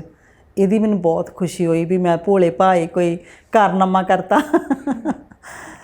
ਔਰ ਦੂਜੀ ਗੱਲ ਇਹ ਹੋਈ ਵੀ ਸਾਰੇ ਇੰਨੀ ਜ਼ਿਆਦਾ ਸ਼ਾਬਾਸ਼ ਮਿਲਣ ਲੱਗ ਗਈ ਮੈਨੂੰ, ਅਤੇ ਮੈਨੂੰ ਮੁਸ਼ਾਇਰਿਆਂ 'ਚ ਬੁਲਾਇਆ ਜਾਣ ਲੱਗਾ, ਹੈ ਨਾ, ਟੈਲੀਫੋਨ ਆ ਜਾਣਾ ਜਾਂ ਚਿੱਠੀ ਆ ਜਾਣੀ, ਟੈਲੀਵਿਜ਼ਨ, ਰੇਡੀਓ, ਸਾਰੇ ਜਿੱਥੇ ਵੀ ਸੰਸਥਾਵਾਂ ਵੱਲੋਂ। ਸੋ ਮੇਰਾ ਇੰਨਾ ਜ਼ਿਆਦਾ ਹੌਸਲਾ ਵੱਧ ਗਿਆ, ਉਤਸ਼ਾਹ ਵੱਧ ਗਿਆ, ਅਤੇ ਮੈਨੂੰ ਲੱਗਿਆ ਵੀ ਮੈਂ ਕੋਈ ਹੋਰ ਵੀ ਸੋਹਣਾ ਕੰਮ ਕਰ ਸਕਦੀ ਹਾਂ, ਹੋਰ ਸੋਹਣਾ ਲਿਖ ਸਕਦੀ ਹਾਂ। ਅਤੇ ਮੇਰੀਆਂ ਰਚਨਾਵਾਂ ਦੇ ਵਿੱਚ ਵੀ ਆਪਣੇ ਆਪ ਹੀ ਬਹੁਤ ਜ਼ਿਆਦਾ ਬਦਲਾਅ ਆ ਗਿਆ। ਜਿਵੇਂ ਪਹਿਲਾਂ ਮੈਂ ਰਿਆਜ਼ ਜਿਹਾ ਕਰਦੀ ਹੁੰਦੀ ਸੀ ਕਿ ਜਿਵੇਂ ਕੋਸ਼ਿਸ਼ ਕਰਦੀ ਸੀ ਵੀ ਗਜ਼ਲ ਬਣ ਜਾਵੇ, ਉਹਦੇ 'ਚ ਕਈ ਵਾਰੀ ਅਭਿਆਸੀ ਜਿਹੀਆਂ ਗਜ਼ਲਾਂ ਵੀ ਹੁੰਦੀਆਂ ਸੀ, ਅਭਿਆਸੀ ਜਿਹੇ ਸ਼ੇਰ ਵੀ, ਹੈ ਨਾ, ਅਤੇ ਪਰ ਫਿਰ ਮੇਰੀ ਜਾਣੀ ਸਾਰੀ ਰੂਹ ਉਹਦੇ ਵਿੱਚ ਘੁਲ ਗਈ ਮੇਰੀ ਸ਼ਾਇਰੀ ਦੇ ਵਿੱਚ, ਅਤੇ ਘਰਦਿਆਂ ਨੂੰ ਵੀ ਚੰਗਾ ਲੱਗਿਆ, ਮੇਰੇ ਪਰਿਵਾਰ ਨੂੰ ਵੀ ਚੰਗਾ ਲੱਗਾ, ਮੇਰੇ ਪਤੀ ਵੀ ਖੁਸ਼ ਹੋ ਗਏ, ਹੈ ਨਾ, ਵੀ ਚਲੋ ਇਹਨੇ ਜੋ ਇੰਨਾ ਜੱਦੋ ਜਹਿਦ ਕਰਕੇ ਕੀਤਾ ਕੰਮ, ਹੈ ਨਾ, ਤਾਂ ਸ਼ਾਬਾਸ਼ ਮਿਲ ਰਹੀ ਆ। ਸੋ ਵਧੀਆ ਸੀਗਾ ਸਾਰਾ ਕੁਛ। ਉਹ ਅਸਲ 'ਚ ਵਿੱਚ ਮੇਰਾ ਸਫ਼ਰ ਉੱਥੋਂ ਸਟਾਰਟ ਹੋਇਆ। ਫਿਰ ਜਦੋਂ ਤੁਸੀਂ ਕਿਤਾਬ ਲਿਖੀ, ਬੇਸ਼ੱਕ ਤੁਸੀਂ ਬਚਪਨ ਤੋਂ ਥੋੜ੍ਹਾ ਬਹੁਤਾ ਕਈ ਲੇਖਕਾਂ ਨੂੰ ਪੜ੍ਹਦੇ ਰਹੇ ਹੋ, ਪਰ ਤੁਸੀਂ ਵੀ ਇੱਕ ਤਰ੍ਹਾਂ ਨਾਲ ਉਹੀ ਲਿਖਿਆ ਜੋ ਤੁਹਾਡੇ ਮਨ ਨੇ ਕਿਹਾ। ਜਿਵੇਂ ਤੁਸੀਂ ਕਹਿੰਦੇ ਹੋ ਵੀ ਮੇਰੀ ਸ਼ਾਇਰੀ ਆ ਜਿਹੜੀ ਘੁਲ ਗਈ ਇੱਕ ਤਰ੍ਹਾਂ ਨਾਲ, ਹੈ ਨਾ, ਉਸ ਕਿਤਾਬ ਦੇ ਵਿੱਚ। ਪਰ ਜਦੋਂ ਅੱਜ ਕੋਈ ਲੇਖਕ ਕਿਤਾਬ ਲਿਖਦਾ ਤਾਂ ਉਹਨੂੰ, ਚਾਹੇ ਉਹਦੀਆਂ ਲਿਖਤਾਂ ਜਿੰਨੀਆਂ ਵੀ ਮਰਜ਼ੀ ਵੱਡੀਆਂ ਹੋਣ, ਪਰ ਉਹਨੂੰ ਅਕਸਰ ਪੁੱਛਿਆ ਜਾਂਦਾ ਹੈ ਕਿ ਤੂੰ ਕਿੰਨੇ ਕੁ ਲੇਖਕਾਂ ਨੂੰ ਪੜ੍ਹਿਆ ਹੈ। ਤੁਹਾਨੂੰ ਲੱਗਦਾ ਹੈ ਕਿ ਇੱਕ ਵੱਡੀ ਕਿਤਾਬ ਲਿਖਣ ਲਈ ਜਾਂ ਇੱਕ ਚੰਗੀ ਕਿਤਾਬ ਲਿਖਣ ਲਈ ਤੁਹਾਡਾ ਬਹੁਤ ਜਾਣਿਆਂ ਨੂੰ ਪੜ੍ਹਿਆ ਹੋਣਾ ਜ਼ਰੂਰੀ ਹੈ? ਹਾਂਜੀ, ਮਤਲਬ ਬਹੁਤ ਜਾਣਿਆਂ ਨੂੰ ਵੀ ਪੜ੍ਹਨਾ ਚਾਹੀਦਾ, ਮਤਲਬ ਲੇਖਕਾਂ ਨੂੰ ਵੀ ਪੜ੍ਹਨਾ ਚਾਹੀਦਾ। ਜਦੋਂ ਸਾਡੇ ਕੋਲ ਇੰਨਾ ਜ਼ਿਆਦਾ ਅਮੀਰ ਸਾਹਿਤ ਆ, ਹੈ ਨਾ, ਸਾਡਾ ਅਮੀਰ ਵਿਰਸਾ, ਪੜ੍ਹਨਾ ਬਹੁਤ ਜ਼ਰੂਰੀ ਆ। ਅਤੇ ਪਰ ਜਿਵੇਂ ਮੈਂ ਕਹਾਂ ਵੀ ਜਦੋਂ ਬੰਦੇ ਨੂੰ ਚੇਟਕ ਲੱਗਦੀ ਆ ਨਾ, ਉਦੋਂ ਕਿਸੇ ਇੱਕ ਮੈਨੂੰ ਐਂ ਲੱਗਦਾ ਰੁਪਿੰਦਰ ਵੀ ਜਿਹੜਾ ਕਵੀ ਹੁੰਦਾ ਨਾ ਉਹ ਜਮਾਂਦਰੂ ਹੁੰਦਾ ਵਾ। ਹਾਂਜੀ, ਵੀ ਬਾਕੀ ਕਲਾਵਾਂ ਤਾਂ ਅਸੀਂ ਅਭਿਆਸ ਦੇ ਨਾਲ ਸਿੱਖ ਸਕਦੇ ਹਾਂ ਸ਼ਾਇਦ, ਵੀ ਸੰਗੀਤ ਹੋ ਗਿਆ, ਨ੍ਰਿਤ ਹੋ ਗਿਆ, ਪੇਂਟਿੰਗ ਹੋ ਗਈ, ਹੈ ਨਾ। ਹਾਂਜੀ, ਵੀ ਮੈਨੂੰ ਲੱਗਦਾ ਵਾਰਤਕ ਵੀ ਅਸੀਂ ਰਿਆਜ਼ ਕਰਕੇ, ਅਭਿਆਸ ਕਰਕੇ ਕੁਛ ਨਾ ਕੁਛ ਬਣਾ ਸਕਦੇ ਹਾਂ, ਕੋਈ ਟੁਕੜਾ, ਨਾ, ਲੇਖ। ਪਰ ਜਿਹੜੀ ਕਵਿਤਾ ਉਹ ਗੋਡ ਗਿਫਟਡ ਹੁੰਦੀ ਆ, ਕੁਦਰਤ ਦੀ ਬਖਸ਼ਿਸ਼ ਹੁੰਦੀ ਆ, ਇਸ ਤਰ੍ਹਾਂ ਲੱਗਿਆ ਹਮੇਸ਼ਾ ਹੀ ਮੈਨੂੰ। ਕਿਉਂਕਿ ਜੇ ਹੁਣ ਵੀ ਮੈਂ ਕੋਸ਼ਿਸ਼ ਕਰਾਂ ਨਾ, ਕੋਸ਼ਿਸ਼ ਕਰਕੇ ਮੈਂ ਕਵਿਤਾ ਨਹੀਂ ਲਿਖ ਸਕਦੀ। ਜਦੋਂ ਕਵਿਤਾ ਅੰਦਰੋਂ ਆਪਣੇ ਆਪ ਆਉਂਦੀ ਆ ਅਤੇ ਇਲਹਾਮ ਵਾਂਗੂ ਲੱਗਦਾ ਵੀ ਹਾਂ ਗੈਪ 'ਚੋਂ ਜਿਵੇਂ ਕੁਛ ਆਇਆ ਹੁੰਦਾ ਨਾ, ਉਦੋਂ ਮਨ ਜੁੜਦਾ। ਅਤੇ ਇਸ ਕਰਕੇ ਜਿਹੜੀ ਜ਼ਿੰਦਗੀ ਆ, ਤੁਹਾਡਾ ਆਲਾ ਦੁਆਲਾ, ਉਹ ਵੀ ਤੁਹਾਡੇ 'ਤੇ ਅਸਰ ਪਾਉਂਦਾ, ਤੁਹਾਨੂੰ ਲੇਖਕ ਬਣਾਉਂਦਾ, ਹੈ ਨਾ, ਕਵੀ ਬਣਾਉਂਦਾ, ਔਰ ਤੁਹਾਡੇ ਆਪਣੇ ਦੁੱਖ ਸੁੱਖ, ਆਪਣੇ ਅਨੁਭਵ। ਅਤੇ ਬਾਕੀ ਜਿਹੜਾ ਤੁਸੀਂ ਸਾਹਿਤ ਪੜ੍ਹਦੇ ਆ, ਚੰਗੇ ਲੋਕਾਂ ਦੇ ਵਿੱਚ ਬੈਠਦੇ ਆ, ਕੁਛ ਨਵਾਂ ਸਿੱਖਦੇ ਆ, ਉਹ ਸਾਰਾ ਕੁਛ ਤੁਹਾਨੂੰ ਮਤਲਬ ਪ੍ਰਭਾਵ ਪਾਉਂਦਾ ਤੁਹਾਡੇ 'ਤੇ। ਮੈਮ, ਜਿਵੇਂ ਤੁਸੀਂ ਜਦੋਂ ਲਿਖਣਾ ਸ਼ੁਰੂ ਕੀਤਾ ਤਾਂ 4 ਕਿਤਾਬਾਂ ਲਿਖਣ ਤੋਂ ਬਾਅਦ ਹੀ ਤੁਹਾਡਾ ਨਾਂ ਹੈ ਜਿਹੜਾ ਬਹੁਤ ਆਦਰ ਸਤਿਕਾਰ ਨਾਲ ਲਿਆ ਜਾਣ ਲੱਗਾ ਸਾਹਿਤ ਜਗਤ ਦੇ ਵਿੱਚ। ਬਹੁਤ ਛੇਤੀ ਤੁਸੀਂ ਆਪਣੀ ਥਾਂ ਬਣਾ ਲਈ। ਪਰ ਅੱਜ ਕੱਲ੍ਹ ਵੀ ਜਦੋਂ ਕੁੜੀਆਂ ਲਿਖਦੀਆਂ ਨੇ ਤਾਂ ਬਹੁਤ ਛੇਤੀ ਲੋਕ ਇਹ ਇਲਜ਼ਾਮ ਲਾ ਦਿੰਦੇ ਨੇ ਕਿ ਇੰਨੀ ਜਲਦੀ ਮਸ਼ਹੂਰ ਹੋਣਾ, ਜਾਂ ਤਾਂ ਫਿਰ ਇਹਦੀ ਪਿੱਠ ਪਿੱਛੇ ਕਿਸੇ ਵੱਡੀ ਹਸਤੀ ਦੀ ਥਾਪੜੀ ਹੈ, ਜਾਂ ਫਿਰ ਅੱਜ ਕੱਲ੍ਹ ਇਹ ਵੀ ਇਲਜ਼ਾਮ ਹੈ ਕਿ ਹੋਰ ਲੇਖਕਾਂ ਤੋਂ ਕਿਤਾਬਾਂ ਲਿਖਵਾ ਕੇ ਵੀ ਆਪਣਾ ਨਾਂ ਜਿਹੜਾ ਉਹ ਉਸ ਕਿਤਾਬ ਨੂੰ ਦੇ ਦਿੱਤਾ ਜਾਂਦਾ। ਬਹੁਤ ਸਾਰੇ ਇਲਜ਼ਾਮ ਕੁੜੀਆਂ 'ਤੇ ਐਵੇਂ ਦੇ ਲੱਗਦੇ ਆ। ਤੁਸੀਂ ਇਹਨਾਂ ਗੱਲਾਂ ਬਾਰੇ ਕੀ ਸੋਚਦੇ ਹੋ, ਜਾਂ ਤੁਹਾਡਾ ਕਹਿਣਾ ਕੀ ਹੈ ਇਸ ਚੀਜ਼ ਬਾਰੇ? ਇੱਕ ਗੱਲ ਤਾਂ ਰੁਪਿੰਦਰ ਮੈਂ ਬਹੁਤ ਸ਼ਿੱਦਤ ਨਾਲ ਮਹਿਸੂਸ ਕਰਦੀ ਹਾਂ ਵੀ ਜਦੋਂ ਕੋਈ ਕੁੜੀ ਕਿਸੇ ਖੇਤਰ 'ਚ ਆਉਂਦੀ ਆ ਨਾ, ਲਾਈਮਲਾਈਟ 'ਚ ਆਉਂਦੀ ਆ, ਰੋਸ਼ਨੀ 'ਚ ਆਉਂਦੀ ਆ, ਤਾਂ ਉਹਨੂੰ ਛੇਤੀ ਛੇਤੀ ਸਾਡਾ ਪੁਰਸ਼ ਸਮਾਜ ਆ ਜਿਹੜਾ ਉਹ ਸਵੀਕਾਰ ਨਹੀਂ ਕਰਦਾ। ਜਿਹੜੇ ਸਥਾਪਿਤ ਹੋਏ ਹੁੰਦੇ ਉਸ ਖੇਤਰ 'ਚ ਪੁਰਸ਼ ਲੋਕ, ਮਤਲਬ ਉਹਨੂੰ ਇੱਕ ਉਹਦੀ ਪ੍ਰਤਿਭਾ ਨੂੰ ਅੱਖੋਂ ਪਰੋਖੇ ਕਰਕੇ ਉਹਨੂੰ ਇੱਕ ਕੁੜੀ ਵਜੋਂ ਜਾਂ ਔਰਤ ਵਜੋਂ ਹੀ ਦੇਖਿਆ ਜਾਂਦਾ ਵੀ ਇੱਕ ਕੁੜੀ ਆ ਗਈ ਖੇਤਰ 'ਚ, ਇੱਕ ਔਰਤ ਆ ਗਈ, ਅਤੇ ਉਹਦੀ ਪ੍ਰਤਿਭਾ ਨੂੰ ਅਣਗੌਲਿਆ ਕੀਤਾ ਜਾਂਦਾ। ਔਰ ਬਹੁਤ ਫਿਰ ਉਹਨੂੰ ਇੱਕ ਹੋਰ ਉਹਦਾ ਮਤਲਬ ਕੁੜੀ ਦਾ ਇੱਕ ਪਰਿਵਾਰਕ ਸੰਘਰਸ਼ ਤੋਂ ਬਾਅਦ ਇੱਕ ਆਪਣੇ ਸਮਕਾਲ ਦੇ ਨਾਲ ਆਪਣੇ ਉਸ ਖੇਤਰ ਦੇ ਵਿੱਚ ਉਹਨਾਂ ਲੋਕਾਂ ਦੇ ਨਾਲ ਸ਼ੁਰੂ ਹੋ ਜਾਂਦਾ ਹੈ ਨਾ, ਇੱਕ ਹੋਰ ਸੰਘਰਸ਼ ਉਹਨੂੰ ਕਰਨਾ ਪੈਂਦਾ। ਔਰ ਹੁਣ ਭਾਵੇਂ ਕੁੜੀਆਂ ਨੇ ਆਪਣਾ ਬਹੁਤ ਲੋਹਾ ਮਨਵਾ ਦਿੱਤਾ ਵਾ ਹਰ ਖੇਤਰ ਦੇ ਵਿੱਚ, ਪੜ੍ਹਾਈ ਵਿੱਚ ਵੀ, ਖੇਡਾਂ 'ਚ ਵੀ, ਪਰ ਫਿਰ ਵੀ ਸਾਡੇ ਸਮਾਜ ਦੇ ਵਿੱਚ ਕੁੜੀਆਂ ਨਾਲ ਇਹ ਪੱਖਪਾਤ ਹੁੰਦਾ ਵੀ ਪਤਾ ਨਹੀਂ ਇਹਨੂੰ ਕੌਣ ਲਿਖ ਕੇ ਦਿੰਦਾ, ਜਾਂ ਇਹਨੇ ਫਲਾਨੇ ਨੇ ਇਹਨੂੰ ਬਹੁਤ ਮਸ਼ਹੂਰ ਕਰਤਾ, ਉਹਦੇ ਕਰਕੇ ਹੋ ਗਈ ਮਸ਼ਹੂਰ, ਮਤਲਬ ਪੁਰਸ਼ਾਂ ਦੇ ਨਾਮ ਲਏ ਜਾਂਦੇ ਆ। ਸੋ ਇਹ ਬਹੁਤ ਹੀ ਇੱਕ ਦੁਰਭਾਗੀ ਗੱਲ ਆ। ਮੈਂ ਇੱਕ ਗੱਲ ਹੋਰ ਕਹਿਣੀ ਆ ਇੱਥੇ ਮੇਰੇ ਮਨ 'ਚ ਆ ਰਹੀ ਆ ਵੀ ਮੁੰਡਿਆਂ ਨੂੰ ਨਹੀਂ ਕੋਈ ਕਹਿੰਦਾ ਵੀ ਸ਼ਿਵ ਕੁਮਾਰ ਰਾਤੋਂ ਰਾਤ ਕਿਵੇਂ ਮਸ਼ਹੂਰ ਹੋ ਗਿਆ, ਛੋਟੀ ਉਮਰ 'ਚ ਉਹਨੂੰ ਐਡਾ ਵੱਡਾ ਅਵਾਰਡ ਮਿਲ ਗਿਆ, ਜਾਂ ਪਾਸ਼ ਇੰਨੀ ਛੋਟੀ ਉਮਰ 'ਚ ਕਿਵੇਂ ਇੰਨਾ ਪੋਪੂਲਰ ਹੋ ਗਿਆ ਨਾ, ਜਾਂ ਮੁੰਡੇ ਜਦੋਂ ਆਉਂਦੇ ਆ ਨਾ ਉਹ ਛੋਟੀ ਉਮਰ 'ਚ ਸਟਾਰ ਬਣ ਜਾਂਦੇ ਆ, ਉਹਨਾਂ ਦੇ ਪਿੱਛੇ ਕੋਈ ਕੁਛ ਨਹੀਂ ਕਿਹਾ ਜਾਂਦਾ ਵੀ ਇਹਨੂੰ ਉਹਨੇ ਬਣਾਤਾ ਜਾਂ ਉਹਨੇ ਬਣਾਤਾ। ਇਹ ਕੁੜੀਆਂ ਬਾਰੇ ਇਹ ਚਰਚੇ ਸ਼ੁਰੂ ਹੋ ਜਾਂਦੇ ਆ। ਸੋ ਇਹ ਹੈ ਤਾਂ ਸਹੀ ਗੱਲ, ਹੁਣ ਕੀ ਕਰ ਸਕਦੇ ਹਾਂ। ਹਾਂਜੀ, ਤੁਹਾਡੇ ਆਪਣੇ ਖੇਤਰ ਦੇ ਲੋਕ ਇਹ ਗੱਲਾਂ ਕਰਦੇ ਆ, ਜਿਵੇਂ ਪਿੱਛੇ ਜੇ ਮੈਂ ਇੱਕ ਬਹੁਤ ਹੀ ਮਸ਼ਹੂਰ ਕਵਿੱਤਰੀ ਨੇ ਉਹਨਾਂ ਨੂੰ ਮਿਲੀ, ਤਾਂ ਉਹਨਾਂ ਦਾ ਵੀ ਕਹਿਣਾ ਸੀ ਵੀ ਅਸੀਂ ਇਹਨਾਂ ਜਗ੍ਹਾ 'ਤੇ ਬਹੁਤ ਸਾਲਾਂ ਤੋਂ ਵਿਚਰ ਰਹੇ ਹਾਂ, ਸਾਨੂੰ ਪਤਾ ਹੈ ਕਿ ਅਕਸਰ ਜਦੋਂ ਸਨਮਾਨ ਦੇਣ ਦੀ ਵਾਰੀ ਆਉਂਦੀ ਹੈ ਤਾਂ ਇਹ ਕਹਿ ਦਿੱਤਾ ਜਾਂਦਾ ਵੀ ਇਸ ਵਾਰ ਆਪਣੇ ਵਾਲੀ ਨੂੰ ਦੇ ਦੇ ਅਤੇ ਅਗਲੀ ਵਾਰੀ ਮੇਰੀ ਵਾਲੀ ਨੂੰ, ਹੈ ਨਾ। ਤੁਹਾਨੂੰ ਵੀ ਇਸ ਖੇਤਰ ਦੇ ਵਿੱਚ ਬਹੁਤ ਸਮਾਂ ਹੋ ਗਿਆ, ਤੁਹਾਨੂੰ ਲੱਗਦਾ ਵੀ ਇਹ ਚੀਜ਼ਾਂ ਹੁੰਦੀਆਂ ਨੇ? ਤੁਹਾਨੂੰ ਲੱਗਿਆ ਕਿ ਕਦੀ ਮੇਰੇ ਨਾਲ ਇਹ ਪੱਖਪਾਤ ਹੋਇਆ ਕਿ ਕਿਸੇ ਹੋਰ ਦੀ ਕੋਈ ਜਾਣਕਾਰ ਜਾਂ ਕਿਸੇ ਹੋਰ ਦਾ ਕੋਈ ਜਾਣਕਾਰ ਤੁਹਾਡੇ ਹਿੱਸੇ ਦਾ ਸਨਮਾਨ ਲੈ ਗਿਆ ਹੋਵੇ?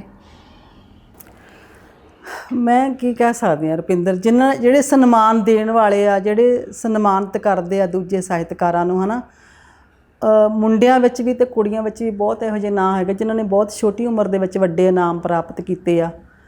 ਕਈਆਂ ਨੇ ਤਾਂ ਆਪਣੀ ਪ੍ਰਤਿਭਾ ਦੇ ਸਿਰ 'ਤੇ, ਜਿਵੇਂ ਸਾਡੇ ਸ਼ਿਵ ਕੁਮਾਰ ਨੇ ਆਪਣੀ ਪ੍ਰਤਿਭਾ ਦੇ ਸਿਰ 'ਤੇ ਛੋਟੀ ਉਮਰ 'ਚ ਵੱਡਾ ਨਾਮ ਸਾਹਿਤ ਅਕੈਡਮੀ ਦਾ ਅਵਾਰਡ ਉਹਨੂੰ ਮਿਲਿਆ, ਹੈ ਨਾ। ਅਤੇ ਕਈਆਂ ਨੇ ਬਹੁਤ ਛੋਟੀ ਉਮਰ ਦੇ ਵਿੱਚ ਆਪਣੇ ਮਤਲਬ ਜੁਗਾੜ, ਸਾਡੇ ਪੰਜਾਬੀ 'ਚ ਇੱਕ ਸ਼ਬਦ ਹੈਗਾ ਬਈ ਉਹ ਕਹਿੰਦਾ ਵੀ ਚੱਲ ਮੈਂ ਤੇਰੇ ਹੱਥ ਧੋ ਦੇਣਾ, ਤੂੰ ਮੇਰੇ ਹੱਥ ਧਵਾ ਦੇ, ਬਸ ਇੱਦਾਂ ਦੀਆਂ ਗੱਲਾਂ ਹੈਗੀਆਂ ਨੇ, ਪਰ ਕੀ ਕਰ ਸਕਦੇ ਹਾਂ। ਮੈਮ ਕਦੀ ਸਮਾਂ ਹੁੰਦਾ ਸੀ ਵੀ ਲੇਖਕ ਨੇ ਜਿਹੜੇ ਕਹਿੰਦੇ ਹੁੰਦੇ ਸੀ ਵੀ ਸ਼ਹਿਰ ਨਹੀਂ ਟੱਪਦੇ, ਹੈ ਨਾ, ਉਦੋਂ ਇੰਨਾ ਜ਼ਿਆਦਾ ਬੇਸ਼ੱਕ ਲੇਖਕਾਂ ਨੂੰ ਪੜ੍ਹਿਆ ਬਹੁਤ ਜਾਂਦਾ ਹੁੰਦਾ ਸੀ, ਪਰ ਇੰਨੇ ਜ਼ਿਆਦਾ ਬਹੁਤ ਸਮਾਗਮ ਨਹੀਂ ਸੀ ਕੀਤੇ ਜਾਂਦੇ ਉਹਨਾਂ ਨੂੰ, ਜਿਵੇਂ ਹੁਣ ਤਾਂ ਦੇਸ਼ਾਂ ਵਿਦੇਸ਼ਾਂ ਦੇ ਵੀ ਦੌਰੇ ਤੁਸੀਂ ਕਰ ਰਹੇ ਹੋ। ਮੇਰੇ ਸੁਣਨ 'ਚ ਆਇਆ ਵੀ ਜਿਹੜੇ ਪੰਜਾਬੀ ਲੇਖਕ ਨੇ ਉਹਨਾਂ ਨੂੰ ਇਸ ਗੱਲ ਦੀ ਬਹੁਤ ਨਾਰਾਜ਼ਗੀ ਰਹਿੰਦੀ ਹੈ ਕਿ ਸਾਡੇ ਜਿਹੜੇ ਲੋਕ ਨੇ ਆਪਣੇ ਪੰਜਾਬ ਦੇ ਇੱਧਰ ਦੇ ਲੋਕ ਨੇ ਉਹ ਉਹਨਾਂ ਦੀ ਕਦਰ ਉਸ ਤਰੀਕੇ ਨਾਲ ਨਹੀਂ ਕਰਦੇ ਜਿਵੇਂ ਬਾਹਰਲੇ ਲੋਕ, ਜਦੋਂ ਤੁਸੀਂ ਬਾਹਰ ਟੂਰ 'ਤੇ ਜਾਂਦੇ ਹੋ ਤਾਂ ਉੱਥੇ ਕੀਤੀ ਜਾਂਦੀ ਹੈ।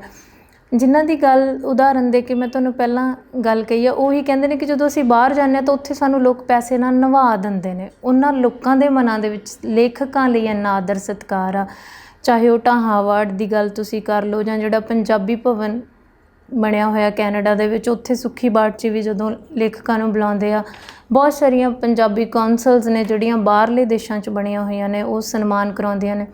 ਇਹ ਚੀਜ਼ਾਂ ਹੁੰਦੀਆਂ ਨੇ ਕਿ ਇੱਧਰ ਕਦਰ ਨਹੀਂ ਹੁੰਦੀ, ਉੱਧਰ ਜਾ ਕੇ ਜ਼ਿਆਦਾ ਹੁੰਦੀ ਹੈ। ਅਸਲ ਵਿੱਚ ਨਾ ਰੁਪਿੰਦਰ, ਮੈਨੂੰ ਲੱਗਿਆ ਸੀਗਾ ਜਦੋਂ ਮੈਂ ਸ਼ੁਰੂ ਵਿੱਚ ਜਾਣਾ ਸ਼ੁਰੂ ਕੀਤਾ ਬਾਹਰ, ਵੀ ਉਹਨਾਂ ਲੋਕਾਂ ਦੇ ਵਿੱਚ ਨਾ ਬਹੁਤ ਜ਼ਿਆਦਾ ਉਤਸੁਕਤਾ ਹੁੰਦੀ ਆ, ਚਾਅ ਬਹੁਤ ਹੁੰਦਾ ਉਹਨਾਂ ਨੂੰ ਵੀ ਕੋਈ ਕਲਾਕਾਰ ਆਇਆ ਵਾ ਅਤੇ ਉਹਨੂੰ ਸੁਣਨ ਜਾਈਏ। ਉਹ ਟਿਕਟ ਖਰਚ ਕੇ ਵੀ ਜਾਂਦੇ ਆ, ਉਹਨਾਂ ਤੋਂ ਪੈਸੇ ਵੀ ਲਏ ਜਾਂਦੇ ਆ, ਹੈ ਨਾ, ਉਹ ਕਲਾਕਾਰ ਨਾਲ ਮਤਲਬ ਮਿਲਾਉਣ ਲਈ, ਉਹਨਾਂ ਦੀ ਕਲਾਕਾਰ ਨੂੰ ਸੁਣਨ ਲਈ ਆਉਂਦੇ ਆ ਜਾਣੇ, ਹੈ ਨਾ, ਚਾਹੇ ਉਹ ਸਾਹਿਤਕਾਰ ਆ ਚਾਹੇ ਗਾਇਕ ਆ। ਮੇਰੇ ਖਿਆਲ 'ਚ ਨਾ ਜਿਹੜਾ ਉਹਨਾਂ ਦਾ ਵਿਯੋਗ ਆ, ਜਾਂ ਉਹਨਾਂ ਨੂੰ ਬਹੁਤ ਘੱਟ ਸਮਾਂ ਮਿਲਦਾ, ਬਹੁਤ ਘੱਟ ਮੌਕੇ ਮਿਲਦੇ ਆ, ਉਹ ਉਹਨਾਂ ਦੇ ਅੰਦਰ ਨਾ ਉਹ ਇੱਕ ਕਰੇਜ਼ ਉਹ ਪੈਦਾ ਕਰਦਾ, ਆਪਣੀ ਮਿੱਟੀ ਜਾਂ ਆਪਣੇ ਲੋਕਾਂ ਦੇ। ਹਾਂ, ਉਸ ਤੜਫ ਦੇ ਮਾਰੇ ਹੋਏ ਉਹ ਜਾਂ ਉਹ ਤੋਂ ਮਤਲਬ ਵਾਂਝੇ ਰਹੇ ਹੋਏ, ਹੈ ਨਾ, ਲੋਕ ਆ, ਤੇ ਉਹਨੂੰ ਇਸ ਕਰਕੇ ਉਹ ਜ਼ਿਆਦਾ ਮਤਲਬ ਕਲਾਕਾਰਾਂ ਨੂੰ ਬਹੁਤ ਜ਼ਿਆਦਾ ਪਿਆਰ ਦਿੰਦੇ ਆ ਔਰ ਉਹਨਾਂ ਲਈ ਪੈਸੇ ਵੀ ਖਰਚਦੇ ਆ, ਇਹ ਗੱਲ ਹੈਗੀ ਆ। ਅੱਛਾ ਜੀ। ਜਦੋਂ ਤੁਸੀਂ ਸਾਹਿਤ ਖੇਤਰ ਦੇ ਵਿੱਚ ਉਹਨਾਂ ਲੋਕਾਂ ਦਾ ਜ਼ਿਕਰ ਕਰਦੇ ਹੋ ਕਿ ਜਿਨ੍ਹਾਂ ਨੇ ਬਾਂਹ ਫੜ ਕੇ ਤੁਹਾਨੂੰ ਤੋਰਿਆ ਜਾਂ ਤੁਹਾਡੀ ਰਹਿਨੁਮਾਈ ਕੀਤੀ, ਸਰਦਾਰ ਪੰਛੀ ਹੁਣਾਂ ਦਾ ਤੁਸੀਂ ਜ਼ਿਕਰ ਕਰਦੇ ਹੋ, ਸੁਰਜੀਤ ਪਾਤਰ ਜੀ ਹੁਣਾਂ ਦਾ ਹਮੇਸ਼ਾ ਤੁਸੀਂ ਨਾਂ ਲੈਂਦੇ ਹੋ, ਤੁਹਾਨੂੰ ਲੱਗਦਾ ਵੀ ਇਸ ਖੇਤਰ ਦੇ ਵਿੱਚ ਆਉਣ ਲਈ, ਮੈਨੂੰ ਤਾਂ ਇਹ ਲੱਗਦਾ ਹੁੰਦਾ ਵੀ ਜ਼ਿੰਦਗੀ ਦੇ ਜਿਹੜੇ ਤਜਰਬੇ ਨੇ ਉਸ ਤੋਂ ਵੱਡਾ ਕੋਈ ਗੁਰੂ ਨਹੀਂ ਹੋ ਸਕਦਾ, ਕਿ ਤੁਹਾਨੂੰ ਸਾਹਿਤ ਦੇ ਵਿੱਚ ਕਿਸੇ ਦੀ ਰਹਿਨੁਮਾਈ ਦੀ ਜ਼ਰੂਰਤ ਹੈ ਜੋ ਤੁਹਾਨੂੰ ਸਿਖਾਵੇ, ਜੋ ਤੁਹਾਨੂੰ ਸਾਹਿਤ ਬਾਰੇ ਗਾਈਡ ਕਰ ਸਕੇ, ਜਾਂ ਫਿਰ ਬਿਨਾਂ ਗੁਰੂ ਤੋਂ ਵੀ ਹੁਣ ਬੰਦਾ ਸਥਾਪਿਤ ਹੋ ਸਕਦਾ ਹੈ? ਹਾਂਜੀ ਰੁਪਿੰਦਰ, ਜਿਹੜੇ ਮੇਰੇ ਗੁਰੂ ਆ ਹਨਾ, ਹਾਂਜੀ, ਜਿਨ੍ਹਾਂ ਨੂੰ ਮੈਂ ਕਹਿੰਦੀ ਹਾਂ ਮੇਰੇ ਗੁਰੂ ਲੋਕ ਨੇ, ਸਰਦਾਰ ਪੰਛੀ ਜੀ ਜਾਂ ਮੈਨੂੰ ਬਖਸ਼ੀ ਰਾਮ ਕੌਸ਼ਲ ਜੀ ਮਿਲੇ ਜਿਨ੍ਹਾਂ ਨੇ ਮੈਨੂੰ ਅੰਮ੍ਰਿਤ ਨਾਮ ਦਿੱਤਾ, ਤਾਂ ਇਹ ਸਾਰੇ ਸੁਰਜੀਤ ਪਾਤਰ ਜੀ, ਸਰਦਾਰ ਪੰਛੀ ਜੀ, ਬਖਸ਼ੀ ਰਾਮ ਕੌਸ਼ਲ ਜੀ ਜਿਹੜੇ ਗੁਰੂ ਲੋਕ ਆ, ਜਿਨ੍ਹਾਂ ਕਿਸਮਤ ਨਾਲ ਜਿਨ੍ਹਾਂ ਨੂੰ ਮੈਂ ਮਿਲ ਸਕੀ ਹੈ ਨਾ, ਜਿਨ੍ਹਾਂ ਮਤਲਬ ਉਹਨਾਂ ਦੀ ਨਾ ਲੋਅ ਵਿੱਚ ਜਾ ਕੇ, ਉਹਨਾਂ ਦੀ ਚਾਨਣ ਵਿੱਚ ਜਾ ਕੇ ਤੁਹਾਨੂੰ ਆਪਣੇ ਆਪ 'ਤੇ ਜਿਹੜੀ ਤੁਹਾਡਾ ਆਤਮ ਵਿਸ਼ਵਾਸ ਵੱਧਦਾ, ਜਾਂ ਉਹਨਾਂ ਦੀ ਕੋਈ ਰਚਨਾ ਸੁਣ ਕੇ ਪੜ੍ਹ ਕੇ ਤੁਹਾਨੂੰ ਲੱਗਦਾ ਕਿ ਮੈਂ ਵੀ ਇੱਦਾਂ ਦਾ ਲਿਖਾਂ, ਉਹ ਤੁਹਾਡੇ ਆਦਰਸ਼ ਬਣ ਜਾਂਦੇ ਆ। ਉਹਨਾਂ ਦੀ ਕਈ ਵਾਰੀ ਸ਼ਖਸੀਅਤ ਵੀ ਤੁਹਾਨੂੰ ਪ੍ਰੇਰਨਾ ਦਿੰਦੀ ਆ। ਜਿਵੇਂ ਆਪਾਂ ਕਵਿਤਾ ਤਾਂ ਚਲੋ ਦਿੰਦੀ ਆ ਪ੍ਰੇਰਨਾ ਉਹਨਾਂ ਦੀ, ਹੈ ਨਾ, ਪਰ ਉਹਨਾਂ ਦੀ ਸ਼ਖਸੀਅਤ ਵੀ ਕਈ ਵਾਰ ਤੁਹਾਨੂੰ ਪ੍ਰੇਰਨਾ ਦਿੰਦੀ ਆ, ਔਰ ਉਹਨਾਂ ਦੇ ਵੱਲੋਂ ਜਿਹੜੀ ਸ਼ਾਬਾਸ਼ ਮਿਲੀ ਹੁੰਦੀ ਆ, ਜਾਂ ਤੁਹਾਨੂੰ ਇੱਕ ਭੁੱਖ ਹੁੰਦੀ ਆ ਵੀ ਇਹ ਮੇਰੀ ਕਵਿਤਾ ਨੂੰ ਕਹਿ ਦੇਵੇ ਤੂੰ ਠੀਕ ਲਿਖੀ ਆ, ਤਾਂ ਤੁਹਾਡੇ 'ਚ ਜਿਹੜਾ ਵਿਸ਼ਵਾਸ ਵੱਧਦਾ ਵਾ, ਉਹ ਸਾਰਾ ਕੁਛ ਮਤਲਬ ਮੈਂ ਸੋਚਦੀ ਹਾਂ ਵੀ ਜੇ ਉਹਨਾਂ ਦੇ ਤਾਂ ਕੋਈ ਗੁਰੂ ਹੈ ਨਹੀਂ ਗੇ, ਮੇਰੇ ਗੁਰੂਆਂ ਦੇ, ਹਾਂਜੀ, ਹੈ ਨਾ। ਮੈਂ ਉਹਨਾਂ ਨੂੰ ਪੁੱਛਿਆ ਵੀ ਤੁਹਾਡੇ ਗੁਰੂ ਕਿਹੜੇ ਆ, ਉਹ ਕਹਿੰਦੇ ਜ਼ਿੰਦਗੀ ਗੁਰੂ ਆ, ਹਾਂਜੀ, ਹੈ ਨਾ। ਅਤੇ ਮੇਰੇ ਵੀ ਜ਼ਿੰਦਗੀ ਗੁਰੂ ਹੋਊਗੀ, ਮਤਲਬ ਹੈਗੀ ਆ, ਸੱਚੀ ਗੱਲ ਆ ਇਹ ਵੀ ਜ਼ਿੰਦਗੀ ਗੁਰੂ ਹੁੰਦੀ ਆ। ਤੁਹਾਡੇ ਦੁੱਖ ਸੁੱਖ, ਤੁਹਾਡੇ ਤਜਰਬੇ ਅਨੁਭਵ ਤੁਹਾਡੇ ਗੁਰੂ ਹੁੰਦੇ ਆ, ਉਹ ਤੁਹਾਨੂੰ ਸਿਖਾਉਂਦੇ ਆ, ਹੈ ਨਾ। ਅਤੇ ਬਾਕੀ ਜਿਹੜਾ ਹੁਨਰ ਹੁੰਦਾ ਉਹ ਤਾਂ ਅੱਜ ਕੱਲ੍ਹ ਮਤਲਬ ਕਿਤਾਬਾਂ 'ਚੋਂ, ਮੀਡੀਆ ਤੋਂ, ਜਿੱਥੋਂ ਮਰਜ਼ੀ ਤੁਸੀਂ ਪ੍ਰਾਪਤ ਕਰ ਸਕਦੇ ਆ। ਪਰ ਮੇਰਾ ਖਿਆਲ ਆ ਵੀ ਤੁਹਾਡੇ ਪਿੱਛੇ ਕੋਈ ਇੱਦਾਂ ਦੀ ਕੋਈ ਤੁਹਾਨੂੰ ਸ਼ਾਬਾਸ਼ ਦੇਣ ਵਾਲਾ ਹੋਵੇ ਨਾ, ਤਾਂ ਫਿਰ ਤੁਸੀਂ ਛੇਤੀ ਮਤਲਬ ਤੁਹਾਡਾ ਰਾਹ ਤੁਹਾਨੂੰ ਸੌਖਾ ਲੱਗਣ ਲੱਗ ਜਾਂਦਾ, ਹੌਸਲੇ 'ਚ ਰਹਿੰਦੇ ਤੁਸੀਂ, ਉਤਸ਼ਾਹਿਤ ਹੁੰਦੇ ਆ। ਬਿਲਕੁਲ। ਤੁਸੀਂ ਜਦੋਂ ਬਚਪਨ ਸੀਗੇ ਤਾਂ ਉਦੋਂ ਸੋਚਦੇ ਸੀ ਵੀ ਮੈਨੂੰ ਲੱਗਦਾ ਸਿਰਫ ਪੜ੍ਹ ਲਿਖ ਕੇ ਬੰਦਾ ਜਿਹੜਾ ਕਾਮਯਾਬ ਹੋ ਸਕਦਾ, ਪੜ੍ਹ ਲਿਖ ਕੇ ਹੀ ਉਹਨੂੰ ਕੁਛ ਦੁਨੀਆ 'ਤੇ ਉਹ ਮਿਲ ਸਕਦਾ ਜਿਹੜਾ ਕੁਝ ਉਹ ਸੋਚਦਾ। ਉਦੋਂ ਵੀ ਬੜੀ ਤਕਲੀਫ ਹੁੰਦੀ ਸੀ ਵੀ ਜਦੋਂ ਮਾਂ ਹੈ ਜਿਹੜੀ ਉਹ ਬਾਪੂ ਜੀ ਤੋਂ ਪੈਸੇ ਮੰਗਦੀ ਹੁੰਦੀ ਸੀ ਘਰ ਖਰਚ ਲਈ, ਅਤੇ ਉਹ ਅਕਸਰ ਨਹੀਂ ਦਿੰਦੇ ਸੀ, ਅਤੇ ਤੁਸੀਂ ਆਪਣੇ ਮਨ 'ਚ ਉਸ ਸਮੇਂ ਸੋਚਦੇ ਹੁੰਦੇ ਸੀ ਵੀ ਮੈਂ ਪੜ੍ਹ ਲਿਖ ਕੇ ਨੌਕਰੀ ਕਰਨੀ ਆ ਅਤੇ ਕਦੇ ਵੀ ਆਪਣੇ ਘਰ ਵਾਲੇ ਤੋਂ ਪੈਸਾ ਨਹੀਂ ਮੰਗਣਾ। ਤੁਹਾਨੂੰ ਇੱਕ ਮੌਕਾ ਵੀ ਮਿਲਿਆ, ਤੁਸੀਂ ਜਦੋਂ ਆਪਣੀ MA ਮੁਕੰਮਲ ਕੀਤੀ ਉਸ ਤੋਂ ਬਾਅਦ ਗਵਰਨਮੈਂਟ ਕਾਲਜ 'ਚ ਸਾਲ ਪੜ੍ਹਾਉਂਦੇ ਵੀ ਰਹੇ ਹੋ, ਨੌਕਰੀ ਫਿਰ ਕਿਉਂ ਛੱਡ ਦਿੱਤੀ ਤੁਸੀਂ? ਰੁਪਿੰਦਰ, ਇੱਦਾਂ ਵੀ ਜਦੋਂ ਮੈਨੂੰ ਬਹੁਤ ਪੈਸਿਆਂ ਦੀ ਲੋੜ ਸੀ, ਜਾਂ ਮੇਰੇ ਕਮਾਉਣ ਦੀ ਮੈਨੂੰ ਇੱਛਾ ਸੀਗੀ ਵੀ ਮੈਂ ਆਪਣੇ ਪੈਰਾਂ 'ਤੇ ਖੜੀ ਹੋਵਾਂ, ਤਾਂ ਕਿ ਆਪਣੀ ਮਾਂ ਵਾਂਗੂ ਮੈਨੂੰ ਵੀ ਆਪਣੇ ਘਰ ਵਾਲੇ ਤੋਂ ਪੈਸੇ ਨਾ ਮੰਗਣੇ ਪੈਣ ਨਿੱਕੀ ਨਿੱਕੀ ਚੀਜ਼ ਬਦਲੇ, ਹੈ ਨਾ। ਅਤੇ ਉਹ ਸੁਪਨਾ ਮੇਰਾ ਛੇਤੀ ਪੂਰਾ ਨਹੀਂ ਹੋ ਸਕਿਆ, ਕਿਉਂਕਿ ਪੜ੍ਹਾਈ ਮੇਰੀ ਬਹੁਤ ਦੇਰ ਨਾਲ ਪੂਰੀ ਹੋਈ। ਪਰ ਜਦੋਂ ਮੈਂ ਗਈ, ਉਹ ਮੈਨੂੰ ਸਗੋਂ ਘਰੇ ਆ ਕੇ ਲੈ ਕੇ ਗਏ। ਅੱਛਾ। ਹਾਂ, ਬਹੁਤ ਮੈਨੂੰ ਸਤਿਕਾਰ ਦਿੱਤਾ ਉਹਨਾਂ ਨੇ। ਅਤੇ ਮੈਂ 1 ਸਾਲ ਜਦੋਂ ਪੜ੍ਹਾ ਕੇ ਹਟ ਗਈ, ਅਗਲੇ ਸਾਲ ਮੈਂ ਕੈਨੇਡਾ ਚਲੀ ਗਈ। ਤਾਂ ਬਾਅਦ ਵਿੱਚ ਵੀ 4-5 ਸਾਲ ਮੈਨੂੰ ਫੋਨ ਕਰਦੇ ਰਹੇ ਡਿਪਾਰਟਮੈਂਟ ਵਾਲੇ, ਹੈ ਨਾ, ਵੀ ਤੁਸੀਂ ਆ ਜਾਓ ਜੀ, ਜੁਆਇਨ ਕਰ ਲਓ ਜੀ। ਅਤੇ ਪਰ ਕੁਦਰਤੀ ਇਹ ਗੱਲ ਹੋਈ ਵੀ ਜਦੋਂ ਉਹ ਮੈਂ ਪੱਕੀ ਜੋਬ ਤਾਂ ਨਹੀਂ ਸੀਗੀ ਮੇਰੀ, ਹੈ ਨਾ, ਮੈਨੂੰ ਗੈਸਟ ਫੈਕਲਟੀ 'ਚ ਰੱਖਿਆ ਸੀ ਕਾਲਜ ਵਾਲਿਆਂ ਨੇ। ਅਤੇ ਜਦੋਂ ਸੈਸ਼ਨ ਸ਼ੁਰੂ ਹੁੰਦਾ ਸੀ ਉਦੋਂ ਮੈਨੂੰ ਕਹਿੰਦੇ ਸੀ ਤੁਹਾਨੂੰ ਜੁਲਾਈ ਅਗਸਤ 'ਚ ਆਇਆ ਕਰਨਾ ਵਾ ਤੁਸੀਂ, ਅਤੇ ਫਰਵਰੀ 'ਚ ਤੁਸੀਂ ਫਰੀ ਹੋ ਜਾ ਕਰਨਾ, 6-7 ਮਹੀਨੇ ਤੁਹਾਨੂੰ ਤਨਖਾਹ ਮਿਲਿਆ ਕਰੂਗੀ, ਫਿਰ ਬਾਕੀ ਮਹੀਨੇ ਨਹੀਂ ਤੁਹਾਨੂੰ ਤਨਖਾਹ ਮਿਲਿਆ ਕਰਨੀ। ਅਤੇ ਮੈਨੂੰ ਥੋੜ੍ਹਾ ਜਿਹਾ ਉਹਦਾ ਚਾਅ ਵੀ ਸੀਗਾ, ਅਤੇ ਮੈਂ ਚਲੀ ਵੀ ਗਈ, ਹੈ ਨਾ, ਪਹਿਲੇ ਸਾਲ ਪੜ੍ਹਾਉਣ ਵਾਸਤੇ। ਮੇਰਾ ਇੱਕ ਅਮੀਰ ਅਨੁਭਵ ਆਏ ਵੀ, ਹੈ ਨਾ, ਬੱਚਿਆਂ ਨੂੰ ਪੜ੍ਹਾਉਣ ਦਾ, ਕਲਾਸ 'ਚ ਜਾ ਕੇ ਉਹਨਾਂ ਨਾਲ ਗੱਲਾਂ ਕਰਨ ਦਾ। ਉਹ ਹਾਲੇ ਤੱਕ ਮੇਰੇ ਨਾਲ ਜੁੜੇ ਹੋਏ ਆ ਬੱਚੇ ਬਹੁਤ ਸਾਰੇ ਉਹਨਾਂ 'ਚੋਂ, ਉਸ ਕਲਾਸ 'ਚੋਂ। ਪਰ ਫਿਰ ਜਦੋਂ ਮੈਨੂੰ ਅਗਲੀ ਵਾਰੀ ਕੈਨੇਡਾ ਤੋਂ ਸੱਦਾ ਆਇਆ ਜੁਲਾਈ ਅਗਸਤ ਦੇ ਵਿੱਚ, ਜਦੋਂ 4-5 ਮਹੀਨੇ ਵਿਹਲੀ ਰਹਿਣ ਤੋਂ ਬਾਅਦ, ਅਤੇ ਫਿਰ ਮੈਂ ਉਹਨਾਂ ਨੂੰ ਕਿਹਾ ਵੀ ਮੈਂ ਤਾਂ ਕੈਨੇਡਾ ਜਾਣਾ, ਵੀ ਮੈਨੂੰ ਸੱਦਾ ਆਇਆ, ਮੈਂ ਉੱਥੇ ਪ੍ਰੋਗਰਾਮ ਆ, ਉੱਥੇ ਕਾਨਫਰੰਸ ਆ। ਅਤੇ ਉਹ ਕਹਿੰਦੇ ਵੀ ਤੁਸੀਂ ਹੁਣ ਤਾਂ ਤੁਸੀਂ ਇੱਥੇ ਕਲਾਸ ਲਿਆ ਕਰੋ ਆ ਕੇ, ਵੀ ਆਪਣਾ ਸੈਸ਼ਨ ਸ਼ੁਰੂ ਹੋਣ ਵਾਲਾ। ਮੈਂ ਕਿਹਾ ਨਹੀਂ, ਮੈਨੂੰ ਤੁਸੀਂ ਨਾ ਛੁੱਟੀ ਦੇ ਦਿਓ। ਹਾਂਜੀ। ਅਤੇ ਉਹ ਕਹਿੰਦੇ ਚਲੋ ਜਦੋਂ ਤੁਸੀਂ ਵਾਪਸ ਆ ਗਏ ਫਿਰ ਜੁਆਇਨ ਕਰ ਲਿਓ। ਪਰ ਫਿਰ ਮੈਂ 3-4 ਮਹੀਨੇ ਉੱਥੇ ਲਾਏ, ਹੋਰ ਸ਼ਹਿਰਾਂ ਦੇ ਵਿੱਚ ਸੱਦੇ ਆ ਗਏ, ਹੈ ਨਾ। ਫਿਰ ਅਗਲੇ ਸਾਲ ਵੀ ਕਹਿੰਦੇ ਚਲੋ ਅਗਲੇ ਸਾਲ ਜੁਆਇਨ ਕਰ ਲਿਓ। ਫਿਰ ਅਗਲੇ ਸਾਲ ਵੀ ਇਦਾਂ ਹੀ ਹੋਇਆ। ਬਸ 3-4 ਸਾਲ ਮੈਂ ਵਿਦੇਸ਼ਾਂ 'ਚ ਹੀ ਜਾਂਦੀ ਰਹੀ। ਉਹਨਾਂ ਦਿਨਾਂ 'ਚ ਹੀ ਕੁਦਰਤੀ ਜਿਨ੍ਹਾਂ ਦਿਨਾਂ ਦੇ ਵਿੱਚ ਬੱਚਿਆਂ ਨੂੰ ਪੜ੍ਹਾਇਆ ਜਾਂਦਾ। ਫਿਰ ਮੈਨੂੰ ਲੱਗਿਆ ਵੀ ਮੈਂ ਹੁਣ ਮੇਰਾ ਚਾਅ ਪੂਰਾ ਹੋ ਗਿਆ। ਮੈਂ ਤੁਸੀਂ ਕਵਿਤਾ, ਗਜ਼ਲ ਅਤੇ ਗੀਤ ਲਿਖੇ ਨੇ, ਵਾਰਤਕ ਤੁਸੀਂ ਨਹੀਂ ਲਿਖਦੇ, ਪਰ ਤੁਹਾਡੀ ਜ਼ਿੰਦਗੀ ਐਵੇਂ ਦੀ ਹੈ ਕਿ ਉਹਦੇ ਉੱਤੇ ਇੱਕ ਕਾਵਿ ਰੂਪੀ ਨਾਟਕ ਵੀ ਲਿਖਿਆ ਗਿਆ ਅਤੇ ਉਹ ਬਹੁਤ ਮਕਬੂਲ ਵੀ ਹੋਇਆ ਸੀ। ਖੁਦ ਸੋਚਦੇ ਹੋ ਕਿ ਕਦੇ ਵਾਰਤਕ ਦੇ ਵਿੱਚ ਆਪਣੀ ਮੈਂ ਸਵੈ ਜੀਵਨੀ ਲਿਖਣੀ ਹੈ? ਰੁਪਿੰਦਰ, ਮੈਂ ਥੋੜ੍ਹਾ ਨਾ ਲਿਖਦੀ ਹੁੰਦੀ ਹਾਂ। ਅੱਛਾ। ਹਾਂਜੀ, ਕੁਛ ਮੇਰੇ ਪੀਸ 'ਚ ਲਿਖੇ ਪਏ ਆ ਅਤੇ ਬਹੁਤ ਜਾਣਿਆਂ ਨੇ ਕਿਹਾ ਵੀ ਆ ਵੀ ਤੂੰ ਆਪਣੀ ਜੀਵਨੀ ਲਿਖ, ਕੁੜੀਆਂ ਲਈ ਵੀ ਪ੍ਰੇਰਨਾ ਸਰੋਤ ਬਣੂਗੀ। ਸੋ ਮੈਂ ਵਾਰਤਕ ਦੀ ਕਿਤਾਬ ਵੀ ਛਪਵਾਉਂਗੀ, ਆਪਣੇ ਅਨੁਭਵ, ਆਪਣੀ ਯਾਦਾਂ। ਹਾਂਜੀ। ਅੱਜ ਕੱਲ੍ਹ ਆਉਣ ਵਾਲੀ ਕੋਈ ਨਵੀਂ ਕਿਤਾਬ ਕੀ ਲਿਖ ਰਹੇ ਹੋ? ਹਾਲੇ ਕੋਈ ਮੈਂ ਪੱਕਾ ਨਹੀਂ ਕਹਿ ਸਕਦੀ ਵੀ ਮੇਰੀ ਗਜ਼ਲਾਂ ਦੀ ਕਿਤਾਬ ਆਊਗੀ ਜਾਂ ਮੇਰੀ ਨਜ਼ਮਾਂ ਦੀ ਆਊਗੀ ਜਾਂ ਮੇਰੀ ਵਾਰਤਕ ਦੀ ਕਿਤਾਬ ਆਊਗੀ। ਕੁਛ ਬਸ ਮੈਂ ਕੰਮ ਕਰਦੀ ਰਹਿੰਦੀ ਹਾਂ, ਜੁੜੀ ਹੋਈ ਹਾਂ ਮੈਂ ਆਪਣੇ ਕਰਮ ਧਰਮ ਦੇ ਨਾਲ। ਮੈਮ, ਅੱਜ ਕੱਲ੍ਹ ਜਦੋਂ ਆਪਾਂ ਗੱਲ ਕਰਦੇ ਹਾਂ ਜਿਹੜੇ ਨਵੇਂ ਕਵੀ ਜਾਂ ਲੇਖਕ ਆ ਰਹੇ ਨੇ, ਉਹਨਾਂ ਦੇ ਵਿੱਚ ਮਹਿਜ਼ ਬਹੁਤ ਛੋਟੀ ਉਮਰ ਦੇ ਵਿੱਚ ਉਹ ਅਕਸਰ ਵੱਡੇ ਸਨਮਾਨ ਨੇ ਜਿਹੜੇ ਉਹਨਾਂ ਦੀ ਝੋਲੀ ਪੈ ਜਾਂਦੇ ਨੇ। ਪਰ ਹੁਣ ਤੱਕ ਕਿੰਨੀਆਂ ਕਿਤਾਬਾਂ ਤੁਸੀਂ ਲਿਖ ਚੁੱਕੇ ਹੋ?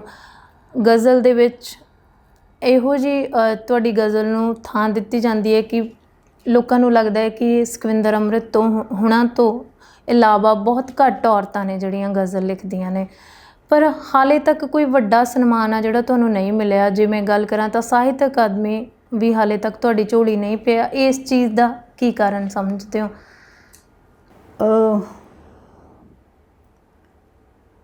ਮੈਨੂੰ ਲੱਗਦਾ ਵੀ ਮੈਨੂੰ ਸਭ ਤੋਂ ਵੱਡਾ ਸਨਮਾਨ ਤਾਂ ਮਿਲ ਗਿਆ।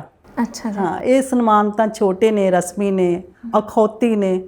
ਇਹਨਾਂ ਦੇ ਪਿੱਛੇ ਬਹੁਤ ਸਾਰੀਆਂ ਗੱਲਾਂ ਬਾਤਾਂ ਜੁੜੀਆਂ ਹੁੰਦੀਆਂ, ਕਈ ਨੈਗੇਟਿਵ ਨਾ ਮੁਖੀ ਟਿੱਪਣੀਆਂ ਜੁੜੀਆਂ ਹੁੰਦੀਆਂ। ਇਹ ਨਾਮ ਤਾਂ ਹੁਣ ਇਹਨਾਂ ਨਾਮਾਂ ਦੀ ਮੈਂ ਗੱਲ ਨਹੀਂ ਕਰਦੀ, ਪਰ ਜਿਹੜਾ ਮੈਨੂੰ ਇਨਾਮ ਮਿਲਿਆ, ਮੈਨੂੰ ਸਨਮਾਨ ਮਿਲਿਆ ਮੇਰੇ ਪਾਠਕਾਂ ਦਾ, ਅਤੇ ਉਹ ਮੈਨੂੰ ਸਭ ਤੋਂ ਵੱਡਾ ਸਨਮਾਨ ਲੱਗਦਾ। ਮੈਂ ਕਿਹਾ ਜੇ ਮੈਨੂੰ ਇਹ ਰਸਮੀ ਇਨਾਮ ਮਿਲ ਜਾਂਦੇ ਰੁਪਿੰਦਰ, ਮੈਨੂੰ ਸਾਹਿਤ ਅਕੈਡਮੀ ਦਾ ਨਾਮ ਵੀ ਮਿਲ ਜਾਂਦਾ ਹੈ ਨਾ, ਹਾਂਜੀ, ਅਤੇ ਮੈਨੂੰ ਮੇਰੇ ਪਾਠਕ ਨਾ ਮਿਲਦੇ, ਮੇਰੀਆਂ ਕਿਤਾਬਾਂ ਨੂੰ ਕੋਈ ਪੜ੍ਹਦਾ ਨਾ, ਅਤੇ ਸ਼ਾਇਦ ਉਹ ਮੇਰੇ ਲਈ ਬਹੁਤ ਵੱਡੇ ਦੁੱਖ ਦੀ ਗੱਲ ਹੁੰਦੀ ਵੀ ਮੈਂ ਇੰਨਾ ਸਟਰਗਲ ਕਰਕੇ ਕਿਤਾਬਾਂ ਲਿਖੀਆਂ, ਕਵਿਤਾਵਾਂ ਲਿਖੀਆਂ, ਅਤੇ ਹੁਣ ਉਹਨਾਂ ਨੂੰ ਕੋਈ ਪੜ੍ਹਦਾ ਨਹੀਂ ਹੈ ਨਾ। ਹਾਂਜੀ। ਅਤੇ ਸੋ ਮੇਰਾ ਵੱਡਾ ਸਨਮਾਨ, ਬਹੁਤ ਸਾਰੇ ਸਨਮਾਨ ਵੱਡੇ ਮੇਰੀ ਝੋਲੀ ਭਰੀ ਪਈ ਆ ਲੋਕਾਂ ਦੇ ਪਿਆਰ ਨਾਲ, ਮੇਰੇ ਪਾਠਕਾਂ ਦੇ ਪਿਆਰ ਨਾਲ। ਸੋ ਮੈਨੂੰ ਹੁਣ ਹੋਰ ਇਹਨਾਂ ਦੀ ਅਖੌਤੀ ਸਨਮਾਨਾਂ ਦੀ ਕੋਈ ਇੱਛਾ ਵੀ ਨਹੀਂ ਹੈਗੀ। ਗਿਲਾ ਸ਼ਿਕਵਾ ਤਾਂ ਮੈਨੂੰ ਇਹ ਲੱਗਦਾ ਤੁਹਾਡੀਆਂ ਗੱਲਾਂ ਤੋਂ ਵੀ ਤੁਹਾਨੂੰ ਵੀ ਹੈ ਇਹਨਾਂ ਚੀਜ਼ਾਂ ਦਾ ਕਿ ਜਿਹੜੇ ਕਾਬਿਲ ਨੇ ਉਹ ਅਕਸਰ ਅੱਗੇ ਨਹੀਂ ਲਿਆਏ ਜਾਂਦੇ, ਹੈ ਨਾ। ਤੁਹਾਡੇ ਇਸ ਜਵਾਬ ਤੋਂ ਮੈਨੂੰ ਇਹ ਚੀਜ਼ ਲੱਗੀ। ਹਾਂ, ਇਸ ਜਿਹੜੀ ਸਨਮਾਨ ਦੇਣ ਦੀ ਜਿਹੜੀ ਪ੍ਰਕਿਰਿਆ ਵਾ ਨਾ, ਜਿਵੇਂ ਖਾਸ ਕਰਕੇ ਜਿਹੜੇ ਵੱਡੇ ਸਾਡੇ ਸਨਮਾਨ ਇਨਾਮ ਨੇ ਹੈ ਨਾ, ਸਰਕਾਰੀ ਨੇ, ਉਹਨਾਂ ਦੇ ਜਿਹੜੀ ਪ੍ਰਕਿਰਿਆ ਪਾਰਦਰਸ਼ੀ ਨਹੀਂ ਹੈਗੀ। ਉਹ ਥੋੜ੍ਹਾ ਜਿਹਾ ਉਹਨਾਂ ਦੇ ਨਾਲ ਰਾਮ ਰੌਲਾ ਚੱਲਦਾ ਹੀ ਰਹਿੰਦਾ ਵਾ ਵੀ ਉਹਨੇ ਆਪਣੇ ਯਾਰ ਦੋਸਤ ਨੂੰ ਦੇਤਾ ਜਾਂ ਉਹਨੇ ਆਪਣੀ ਸਹੇਲੀ ਨੂੰ ਦੇਤਾ, ਇੱਦਾਂ ਦੀਆਂ ਗੱਲਾਂ ਬਾਤਾਂ ਹੁੰਦੀਆਂ ਨੇ ਬਹੁਤ ਜ਼ਿਆਦਾ। ਅਤੇ ਮੈਨੂੰ ਵੀ ਐਂ ਲੱਗਦਾ ਹੁੰਦਾ ਵੀ ਜਦੋਂ ਮੈਨੂੰ ਮਿਲਿਆ ਸਾਹਿਤ ਅਕੈਡਮੀ ਦਾ ਅਵਾਰਡ ਕਿਤੇ ਹੈ ਨਾ, ਭਾਗਾਂ ਵੱਸ ਜਿਉਂਦੇ ਚੀਜ਼ ਮਿਲ ਗਿਆ, ਵੀ ਸ਼ਾਇਦ ਫਿਰ ਇੱਦਾਂ ਦੀਆਂ ਗੱਲਾਂ ਬਾਤਾਂ ਹੀ ਹੋਣਗੀਆਂ। ਡਰ ਹੀ ਲੱਗਦਾ ਹੁਣ ਤਾਂ। ਹਾਂਜੀ, ਤਾਂ ਬਿਲਕੁਲ ਮੈਮ, ਇਹ ਚੀਜ਼ ਮਤਲਬ ਹੁਣ ਲੋਕ ਸ਼ਾਇਦ ਅਗਲੇ ਕੁਝ ਕੁ ਵਰ੍ਹਿਆਂ 'ਚ ਸਨਮਾਨਾਂ ਤੋਂ ਵੀ ਪਿੱਛੇ ਹਟਣ ਲੱਗ ਜਾਣਗੇ। ਅੱਜ ਹੀ ਮੈਂ ਦਵੀ ਸਿੰਘ ਹੁਣਾਂ ਦਾ ਲਿਖਿਆ ਹੋਇਆ ਪੜ੍ਹ ਰਹੀ ਸੀ, ਦਵੀ ਕੌਰ ਜੀ ਦਾ, ਮਾफ़ ਕਰਨਾ। ਉਹਨਾਂ ਨੇ ਵੀ ਲਿਖਿਆ ਸੀ ਕਿ ਬਹੁਤ ਸਾਰੇ ਜਿਹੜੇ ਸਨਮਾਨ ਨੇ, ਮੈਂ ਨਾਂ ਵੀ ਲੈ ਦਿੰਦੀ ਹਾਂ ਕਿ ਢਾਹਾਂ ਅਵਾਰਡ ਦੀ ਹੀ ਜਦੋਂ ਅਸੀਂ ਗੱਲ ਕਰਦੇ ਹਾਂ ਤਾਂ ਉਹਨਾਂ ਨਾਲ ਲਿਖਣ ਦਾ ਮਤਲਬ ਇਹ ਸੀ ਕਿ ਕੁਝ ਕੁ ਵਰ੍ਹੇ ਹੀ ਅਸੀਂ ਕਹਿ ਸਕਦੇ ਹਾਂ ਕਿ ਉਹ ਬਿਲਕੁਲ ਉਹਨਾਂ ਕਿਤਾਬਾਂ ਨੂੰ ਗਏ ਨੇ ਜਿਹੜੀਆਂ ਕਿਤਾਬਾਂ ਡਿਜ਼ਰਵ ਕਰਦੀਆਂ ਸੀ। ਅੱਜ ਦੇ ਸਮੇਂ ਦੇ ਵਿੱਚ ਉਹ ਵੀ ਜਿਹੜੀਆਂ ਮੁਲਾਂਝੇਦਾਰੀਆਂ ਪੁਗਾਉਣ ਵਾਲੇ ਲੋਕਾਂ ਨੂੰ ਹੀ ਇਨਾਮ ਜਿਹੜਾ ਮਿਲ ਰਿਹਾ। ਅਤੇ ਇਹ ਹੋਰ ਵੀ ਇਕੱਲੀ ਮੈਂ ਢਾਹਾਂ ਦੀ ਨਹੀਂ ਗੱਲ ਕਰੂੰਗੀ, ਹੋਰ ਵੀ ਬਹੁਤ ਸਾਰੇ ਸਨਮਾਨ ਨੇ ਜਿਨ੍ਹਾਂ ਨਾਲ ਹੁਣ ਅਕਸਰ ਇਹੀ ਚੀਜ਼ ਜੋੜੀ ਜਾਂਦੀ ਹੈ। ਅਤੇ ਤੁਹਾਡੇ ਵਾਂਗ ਹੀ ਬਹੁਤ ਹੋਰ ਵੀ ਹੋਣਗੇ ਜਿਹੜੇ ਹੁਣ ਕਹਿੰਦੇ ਹੋਣਗੇ ਵੀ ਨਹੀਂ, ਹੁਣ ਤਾਂ ਝੋਲੀ 'ਚ ਨਾ ਹੀ ਪਵੇ ਤਾਂ ਵਧੀਆ, ਕਿਉਂਕਿ ਗੱਲਾਂ ਬਹੁਤ ਝੋਲੀ ਫਾਟੀ ਜਾਣੀ ਆ, ਫਾਟੀ ਜਾਣੀ। ਚੁੰਨੀ ਸਿਰ 'ਤੇ ਚੁੰਨੀ ਸਾਬਤ ਹੀ ਰਹਿ ਜਾਵੇ ਤਾਂ ਉਹੀ ਬਹੁਤ ਵੱਡੀ ਗੱਲ ਆ। ਹਾਂਜੀ, ਤਾਂ ਚੁੰਨੀ ਪਾੜਨ ਵਾਲੇ ਸਨਮਾਨ ਕਾਹਨੂੰ ਲੈਣੇ ਆ। ਬਿਲਕੁਲ। ਮੈਮ, ਤੁਹਾਡੀਆਂ ਸਾਰੀਆਂ ਕਵਿਤਾਵਾਂ, ਗਜ਼ਲਾਂ ਹੁਣ ਜਿਹੜੇ ਟੱਪੇ ਵੀ ਤੁਸੀਂ ਇੱਕ ਦਿਨ ਮੈਂ ਸੋਸ਼ਲ ਮੀਡੀਆ ਤੇ ਸੁਣਿਆ ਤੁਸੀਂ ਗਾਏ, ਉਹ ਵੀ ਸਾਰੇ ਹੀ ਬੜੇ ਖੂਬਸੂਰਤ ਨੇ, ਪਰ ਇੱਕ ਕਵਿਤਾ ਤੋਂ ਬਿਨਾਂ ਮੈਨੂੰ ਲੱਗਦਾ ਹੈ ਕਿ ਤੁਸੀਂ ਮੁਕੰਮਲ ਨਹੀਂ ਹੁੰਦੇ, ਕਿਉਂਕਿ ਉਹ ਕੁੜੀਆਂ ਜਿਹੜੀਆਂ ਕਦੀ ਤੁਹਾਡੇ ਵਰਗੇ ਚਾਅ ਲੈ ਕੇ ਪੈਦਾ ਹੋਈਆਂ ਸੀ ਅਤੇ ਉਹਨਾਂ ਨੂੰ ਲੱਗਦਾ ਕਿ ਉਹਨਾਂ ਦੀਆਂ ਰੀਝਾਂ ਨੇ ਜਿਹੜੀਆਂ ਉਸ ਕਦਰ ਨਹੀਂ ਪੂਰੀਆਂ ਹੋਈਆਂ, ਤਾਂ ਅਕਸਰ ਹੀ ਇਸ ਕਵਿਤਾ ਨੂੰ ਸਾਂਝਾ ਕਰਦੀਆਂ ਨੇ। ਤਾਂ ਮੈਂ ਚਾਹੁੰਦੀ ਹਾਂ ਕਿ ਉਹ ਤੁਸੀਂ ਜ਼ਰੂਰ ਸੁਣਾਓ ਕਿ ਹਰ ਯੁੱਗ ਦੇ ਵਿੱਚ ਮਾਂ ਧੀ ਨੂੰ ਕੁਝ ਕੁ ਨਸੀਹਤਾਂ ਦਿੰਦੀ ਹੈ। ਹਾਂਜੀ, ਔਰ ਰੁਪਿੰਦਰ ਉਹ ਨਜ਼ਮ ਹੈਗੇ ਆ ਮਾਵਾਂ ਤੇ ਧੀਆਂ। ਹਾਂਜੀ। ਹਰ ਯੁੱਗ ਵਿੱਚ ਮਾਵਾਂ ਆਪਣੀਆਂ ਧੀਆਂ ਨੂੰ ਕੁਝ ਨਾ ਕੁਝ ਜ਼ਰੂਰ ਆਖਦੀਆਂ ਨੇ ਜੋ ਜ਼ਿੰਦਗੀ ਵਿੱਚ ਉਹਨਾਂ ਦੇ ਕੰਮ ਆਵੇ, ਉਹਨਾਂ ਦਾ ਰਾਹ ਰੁਸ਼ਨਾਵੇ। ਮੇਰੀ ਮਾਂ ਨੇ ਮੈਨੂੰ ਆਖਿਆ ਸੀ, ਸਿਆਣੀਆਂ ਕੁੜੀਆਂ ਲੁਕ ਲੁਕ ਕੇ ਰਹਿੰਦੀਆਂ, ਧੁੱਖ ਧੁੱਖ ਕੇ ਜਿਉਂਦੀਆਂ, ਝੁਕ ਝੁਕ ਕੇ ਤੁਰਦੀਆਂ, ਨਾ ਉੱਚਾ ਬੋਲਦੀਆਂ ਨਾ ਉੱਚਾ ਹੱਸਦੀਆਂ, ਕੁੜੀਆਂ ਆਪਣਾ ਦੁੱਖ ਕਿਸੇ ਨੂੰ ਨਹੀਂ ਦੱਸਦੀਆਂ, ਬਸ ਧੂਏ ਦੇ ਪੱਜ ਰੋਂਦੀਆਂ ਤੇ ਕੰਧਾਂ ਦੇ ਓਲੇ ਘੁੱਗ ਵਸਦੀਆਂ, ਕਿ ਕੁੜੀਆਂ ਤਾਂ ਸ਼ਰਮ ਹਯਾ ਦੀਆਂ ਪੁਤਲੀਆਂ ਹੁੰਦੀਆਂ, ਸਿਰ ਢੱਕ ਕੇ ਰੱਖਦੀਆਂ ਅੱਖ ਉੱਤੇ ਨਹੀਂ ਚੱਕਦੀਆਂ, ਕਿ ਕੁੜੀਆਂ ਤਾਂ ਨਿਰੀਆਂ ਗਊਆਂ ਹੁੰਦੀਆਂ, ਜਿਹੜੇ ਕਿੱਲੇ ਨਾਲ ਬੰਨ੍ਹ ਦੇਵੋ ਬੱਝੀਆਂ ਰਹਿੰਦੀਆਂ, ਇਹ ਬੇਜ਼ੁਬਾਨ ਕਿਸੇ ਨੂੰ ਕੁਝ ਨਹੀਂ ਕਹਿੰਦੀਆਂ।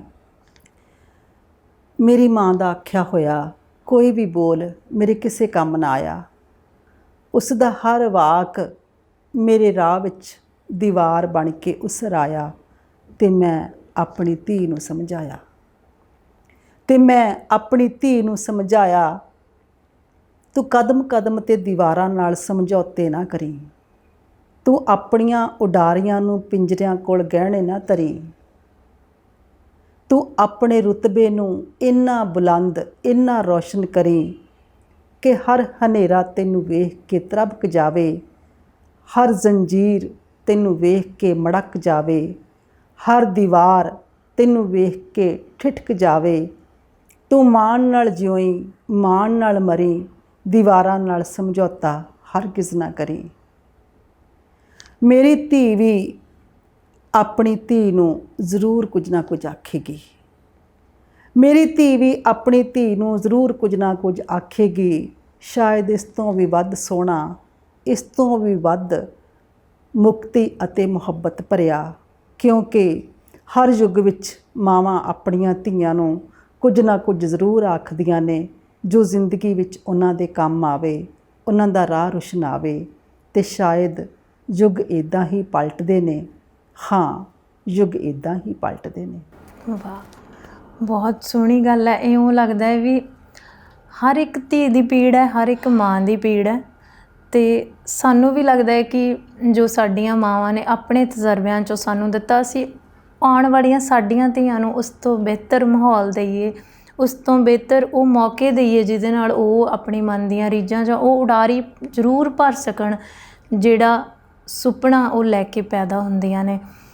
ਮੈਨੂੰ ਬਹੁਤ ਚੰਗਾ ਲੱਗਿਆ ਮੈਨੂੰ ਤੁਹਾਡੇ ਨਾਲ ਗੱਲਬਾਤ ਕਰਕੇ। ਜ਼ਿੰਦਗੀ ਦੇ ਬੇਹੱਦ ਤਜਰਬੇ ਨੇ ਤੁਹਾਨੂੰ, ਸ਼ਾਇਦ ਉਹਨਾਂ ਤਜਰਬਿਆਂ ਨੇ, ਉਹਨਾਂ ਹੀ ਹਾਲਾਤਾਂ ਨੇ ਤੁਹਾਨੂੰ ਇੰਨੀ ਖੂਬਸੂਰਤ ਕਲਮ ਦਿੱਤੀ ਹੈ, ਅਤੇ ਮੈਂ ਚਾਹੂੰਗੀ ਤੁਸੀਂ ਹਮੇਸ਼ਾ ਲਿਖਦੇ ਰਹੋ। ਗੱਲ ਪਹਿਲਾਂ ਸਨਮਾਨਾਂ ਬਾਰੇ ਬਹੁਤ ਹੋ ਗਈ, ਪਰ ਫਿਰ ਵੀ ਮੈਂ ਚਾਹੁੰਦੀ ਹਾਂ ਕਿ ਉਹ ਸਾਰੇ ਸਨਮਾਨ ਤੁਹਾਨੂੰ ਮਿਲਣ ਜਿਨ੍ਹਾਂ ਦੇ ਤੁਸੀਂ ਹੱਕਦਾਰ ਹੋ। ਸਤਿ ਸ਼੍ਰੀ ਅਕਾਲ। ਮਿਹਰਬਾਨੀ।